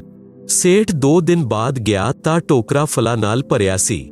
ਕੁਝ ਪ੍ਰਸ਼ਾਦ ਸੰਤ ਨੇ ਭਗਤਾਂ ਨੂੰ ਵੰਡ ਦਿੱਤਾ। ਕੁਝ ਭਗਤ ਫਲ ਪ੍ਰਸ਼ਾਦ ਲਿਆਏ, ਉਹ ਟੋਕਰੇ ਵਿੱਚ ਪਾ ਦਿੱਤੇ। ਸੇਠ ਨੇ ਸੰਤ ਤੋਂ ਕਿਹਾ ਕਿ ਮਹਾਰਾਜ ਆਪ ਫਲ ਕਿਉਂ ਨਹੀਂ ਖਾਂਦੇ? ਸੰਤ ਜੀ ਬੋਲੇ ਕਿ ਮੈਨੂੰ ਮੌਤ ਦਿਖਾਈ ਦਿੰਦੀ ਹੈ, ਇਸ ਲਈ ਖਾਧਾ ਨਹੀਂ ਜਾਂਦਾ। ਸੇਠ ਨੇ ਪੁੱਛਿਆ ਮਹਾਰਾਜ ਕਦ ਜਾ ਰਹੇ ਹੋ ਸੰਸਾਰ ਤੋਂ? ਸੰਤ ਜੀ ਬੋਲੇ ਅੱਜ ਤੋਂ 40 ਸਾਲ ਬਾਅਦ ਮੇਰੀ ਮ੍ਰਿਤੂ ਹੋਏਗੀ। ਸੇਠ ਬੋਲੇ ਹੈ ਮਹਾਰਾਜ ਉਂਝ ਤਾਂ ਸਭ ਨੇ ਮਰਨਾ ਹੈ, ਫਿਰ ਕਿਉਂ ਡਰਨਾ? ਇਹ ਵੀ ਕੋਈ ਗੱਲ ਹੋਈ? ਇਸ ਤਰ੍ਹਾਂ ਤਾਂ ਆਮ ਆਦਮੀ ਵੀ ਨਹੀਂ ਡਰਦਾ। ਤੁਸੀਂ ਕੀ ਗੱਲ ਕਰਦੇ ਪਏ ਹੋ? ਸੇਠ ਜੀ ਦੂਸਰੇ ਤੀਸਰੇ ਦਿਨ ਆਵੇ ਅਤੇ ਇਸੇ ਤਰ੍ਹਾਂ ਦੀ ਗੱਲ ਕਰੇ। ਉਸ ਨਗਰੀ ਦਾ ਰਾਜਾ ਵੀ ਉਸ ਸੰਤ ਜੀ ਦਾ ਭਗਤ ਸੀ। ਸੰਤ ਜੀ ਨੇ ਰਾਜਾ ਨਾਲ ਕਿਹਾ ਕਿ ਆਪ ਦੀ ਨਗਰੀ ਵਿੱਚ ਕਰੋੜੀਮਲ ਸੇਠ ਹੈ, ਚੰਦਨ ਦੀ ਲੱਕੜੀ ਦੀ ਦੁਕਾਨ ਹੈ, ਉਸ ਨੂੰ ਫਾਂਸੀ ਦੀ ਸਜ਼ਾ ਸੁਣਾ ਦਵੋ ਅਤੇ 1 ਮਹੀਨੇ ਬਾਅਦ ਚਾਂਦਨੀ ਚੌਦਸ ਨੂੰ ਫਾਂਸੀ ਦਾ ਦਿਨ ਰੱਖ ਦੇਵੋ। ਜੇਲ੍ਹ ਵਿੱਚ ਸੇਠ ਦੀ ਕੋਠੀ ਯਾਨੀ ਕਖਸ਼ ਵਿੱਚ ਫਲਾਂ ਦੀ ਟੋਕਰੀ ਭਰੀ ਰਹੇ ਤੇ ਦੁੱਧ ਦਾ ਲੋਟਾ 1 ਸੇਰ ਯਾਨੀ 1 ਕਿਲੋਲੀਟਰ ਦਾ ਭਰਿਆ ਰਹੇ। ਆਪ ਜੀ ਸੁਣ ਰਹੇ ਹੋ ਜਗਤ ਗੁਰੂ ਤੱਤਵਦਰਸ਼ੀ ਸੰਤ ਰਾਮਪਾਲ ਜੀ ਮਹਾਰਾਜ ਦੁਆਰਾ ਲਿਖਤ ਕਿਤਾਬ ਜੀਨੇ ਕੀ ਰਾਹ ਦਾ ਪੰਨਾ ਨੰਬਰ 35। ਖਾਣ ਨੂੰ ਖੀਰ, ਹਲਵਾ, ਪੂਰੀ ਰੋਟੀ ਅਤੇ ਸਬਜ਼ੀ ਦੇਣਾ। ਰਾਜਾ ਨੇ ਆਗਿਆ ਦਾ ਪਾਲਣ ਕੀਤਾ। ਜੇਲ੍ਹ ਵਿੱਚ ਸੇਠ ਜੀ ਨੂੰ 20 ਦਿਨ ਬੰਦ ਹੋਏ ਹੋ ਗਏ। ਨਿਰਬਲ ਹੋ ਗਿਆ। ਸੰਤ ਜੇਲ੍ਹ ਵਿੱਚ ਗਿਆ, ਪ੍ਰਤੇਕ ਬੰਦੀ ਨੂੰ ਮਿਲਿਆ। ਸੇਠ ਜੀ ਨੂੰ ਦੇਖ ਕੇ ਸੰਤ ਨੇ ਪੁੱਛਿਆ ਕਿੱਥੋਂ ਦੇ ਰਹਿਣ ਵਾਲੇ ਹੋ? ਕੀ ਨਾਮ ਹੈ? ਸੇਠ ਬੋਲਿਆ ਹੈ ਮਹਾਰਾਜ ਆਪਨੇ ਪਹਿਚਾਣਿਆ ਨਹੀਂ, ਮੈਂ ਕਰੋੜੀਮਲ ਹਾਂ, ਚੰਦਨ ਦੀ ਦੁਕਾਨ ਵਾਲਾ। ਸੰਤ ਜੀ ਬੋਲੇ ਅਰੇ ਕਰੋੜੀਮਲ ਤੁਸੀਂ ਦੁਰਬਲ ਕਿਵੇਂ ਹੋ ਗਏ? ਕੁਝ ਖਾਂਦੇ ਪੀਂਦੇ ਨਹੀਂ? ਅਰੇ ਫਲਾਂ ਦੀਆਂ ਟੋਕਰੀਆਂ ਵੀ ਭਰੀਆਂ ਹਨ, ਦੁੱਧ ਦਾ ਲੋਟਾ ਭਰਿਆ ਹੈ, ਥਾਲੀ ਵਿੱਚ ਹਲਵਾ ਖੀਰ ਰੱਖੀ ਹੈ। ਸੇਠ ਜੀ ਬੋਲੇ ਹੈ ਮਹਾਰਾਜ ਮੌਤ ਦੀ ਸਜ਼ਾ ਸੁਣਾ ਰੱਖੀ ਹੈ। ਕਸਮ ਖਾ ਕੇ ਕਹਿੰਦਾ ਹਾਂ ਕਿ ਮੈਂ ਨਿਰਦੋਸ਼ ਹਾਂ, ਬਚਾ ਲਿਓ ਮਹਾਰਾਜ, ਮੇਰੇ ਛੋਟੇ ਛੋਟੇ ਬੱਚੇ ਹਨ। ਸੰਤ ਜੀ ਬੋਲੇ ਭਾਈ ਮਰਨਾ ਤਾਂ ਸਭ ਨੇ ਹੁੰਦਾ ਹੈ, ਫਿਰ ਕਿਉਂ ਡਰਨਾ? ਖਾ ਪੀ ਮੌਜ ਕਰ। ਸੇਠ ਜੀ ਨੇ ਸਲਾਖਾ ਵਿੱਚੋਂ ਹੱਥ ਕੱਢ ਕੇ ਚਰਨ ਫੜ ਲਏ, ਬਚਾ ਲਓ ਮਹਾਰਾਜ ਜੀ, ਕੁਝ ਖਾਦਾ ਪੀਤਾ ਨਹੀਂ ਜਾਂਦਾ, ਚਾਂਦਨੀ ਚੌਦਸ ਦੀ ਖੇਸ ਹੈ। ਸੰਤ ਜੀ ਨੇ ਬੋਲਿਆ ਸੇਠ ਕਰੋੜੀਮਲ ਜਿਵੇਂ ਅੱਜ ਤੈਨੂੰ ਚਾਂਦਨੀ ਚੌਦਸ ਨੂੰ ਮੇਰੀ ਤੋਂ ਨਿਸ਼ਚਿਤ ਦਿਖਾਈ ਦੇ ਰਹੀ ਹੈ, ਇਸ ਪ੍ਰਕਾਰ ਸਾਧੂ ਸੰਤਾਂ ਨੂੰ ਆਪਣੀ ਚਾਂਦਨੀ ਚੌਦਸ ਦਿਖਾਈ ਦਿੰਦੀ ਹੈ। ਚਾਹੇ 40 ਸਾਲ ਬਾਅਦ ਹੋਵੇ, ਆਪ ਅਧਿਆਤਮ ਗਿਆਨਹੀਣ ਪ੍ਰਾਣੀ ਮਸਤੀ ਮਾਰਦੇ ਹੋ ਅਤੇ ਅਚਾਨਕ ਮੌਤ ਹੋ ਜਾਂਦੀ ਹੈ, ਕੁਝ ਨਹੀਂ ਕਰ ਪਾਉਂਦੇ। ਇਸ ਤਰ੍ਹਾਂ ਹੀ ਮੈਨੂੰ ਮੇਰੀ ਤੋਂ ਦਾ ਦਿਨ ਦਿਖਾਈ ਦਿੰਦਾ ਹੈ ਜੋ 40 ਸਾਲ ਬਾਅਦ ਆਉਣਾ ਹੈ। ਇਸ ਕਾਰਨ ਕਰਕੇ ਖਾਣਾ ਪੀਣਾ ਠੀਕ ਠੀਕ ਹੀ ਲਿਆ ਜਾਂਦਾ ਹੈ। ਮਸਤੀ ਮਨ ਵਿੱਚ ਕਦੀ ਨਹੀਂ ਆਉਂਦੀ, ਪਰਮਾਤਮਾ ਦੀ ਯਾਦ ਬਣੀ ਰਹਿੰਦੀ ਹੈ। ਆਪ ਦੀਆਂ ਗਿਆਨ ਦੀ ਅੱਖਾਂ ਉੱਪਰ ਅਗਿਆਨ ਦੀ ਪੱਟੀ ਬੰਨੀ ਹੈ ਜੋ ਸਤਸੰਗ ਵਿੱਚ ਖੋਲੀ ਜਾਂਦੀ ਹੈ, ਜਿਸ ਤੋਂ ਜਿਉਣ ਦੀ ਰਾਹ ਮਿਲ ਜਾਂਦੀ ਹੈ, ਮੋਕਸ਼ ਪ੍ਰਾਪਤ ਹੁੰਦਾ ਹੈ। ਸੰਤ ਨੇ ਰਾਜਾ ਨੂੰ ਕਹਿ ਕੇ ਸੇਠ ਨੂੰ ਬਰੀ ਕਰਵਾ ਦਿੱਤਾ। ਸੇਠ ਨੇ ਨਾਮ ਲੈ ਕੇ ਕਲਿਆਣ ਕਰਵਾਇਆ। ਵਿਆਹ ਦੇ ਬਾਅਦ ਦੀ ਯਾਤਰਾ। ਵਿਆਹ ਦੇ ਬਾਅਦ ਪਤੀ ਪਤਨੀ ਦਾ ਕਰਤੱਵ ਬਣ ਜਾਂਦਾ ਹੈ ਕਿ ਇੱਕ ਦੂਸਰੇ ਉੱਤੇ ਆਪਣਾ ਵਿਸ਼ਵਾਸ ਕਾਇਮ ਰੱਖਣ। ਭਾਵ ਅਰਥ ਹੈ ਕਿ ਦੋਨੋਂ ਜਤੀ ਸਤੀ ਦੀ ਮਰਿਆਦਾ ਦਾ ਨਿਰਵਾਹ ਕਰਨ। ਪਤੀ ਨੂੰ ਅਟਲ ਵਿਸ਼ਵਾਸ ਹੋਵੇ ਕਿ ਮੇਰੀ ਪਤਨੀ ਹੋਰ ਪੁਰਸ਼ ਨੂੰ ਕਦੀ ਸਮਰਪਿਤ ਨਹੀਂ ਹੋ ਸਕਦੀ, ਚਾਹੇ ਉਹ ਕਿੰਨਾ ਹੀ ਸੁੰਦਰ ਅਤੇ ਧੰਨੀ ਹੋਵੇ। ਇਸ ਪ੍ਰਕਾਰ ਪਤਨੀ ਨੂੰ ਅਟਲ ਵਿਸ਼ਵਾਸ ਹੋਵੇ ਕਿ ਮੇਰਾ ਪਤੀ ਹੋਰ ਔਰਤ ਤੋਂ ਪ੍ਰਭਾਵਿਤ ਹੋ ਕੇ ਮਿਲਣ ਨਹੀਂ ਕਰ ਸਕਦਾ, ਚਾਹੇ ਸਵਰਗ ਤੋਂ ਕੋਈ ਅਪਸਰਾ ਵੀ ਆ ਜਾਏ। ਕਥਾ। ਇੱਕ ਫੌਜੀ ਜਵਾਨ ਸੀ, ਉਸਦੀ ਪਤਨੀ ਸਤੀ ਯਾਨੀ ਪਤੀਵਰਤਾ ਸੀ। ਇਹ ਗੱਲ ਉਸਨੇ ਆਪਣੇ ਸਾਥੀਆਂ ਨੂੰ ਫੌਜ ਵਿੱਚ ਦੱਸ ਦਿੱਤੀ। ਇਹ ਗੱਲ ਰਾਜਾ ਦੇ ਮੰਤਰੀ ਸ਼ੇਰ ਖਾਨ ਯਾਨੀ ਮੁਸਲਮਾਨ ਦੇ ਕੋਲ ਪਹੁੰਚੀ ਤਾਂ ਉਸਨੇ ਰਾਜਾ ਨੂੰ ਦੱਸੀ ਅਤੇ ਇਸ ਝੂਠ ਸੱਚ ਦੀ ਜਾਂਚ ਕਰਨ ਦੀ ਪ੍ਰਾਰਥਨਾ ਕੀਤੀ। ਰਾਜਾ ਨੇ ਸਭਾ ਲਗਾਈ ਅਤੇ ਉਸ ਫੌਜੀ ਚਾਪ ਸਿੰਘ ਚੌਹਾਨ ਨੂੰ ਬੁਲਾਇਆ।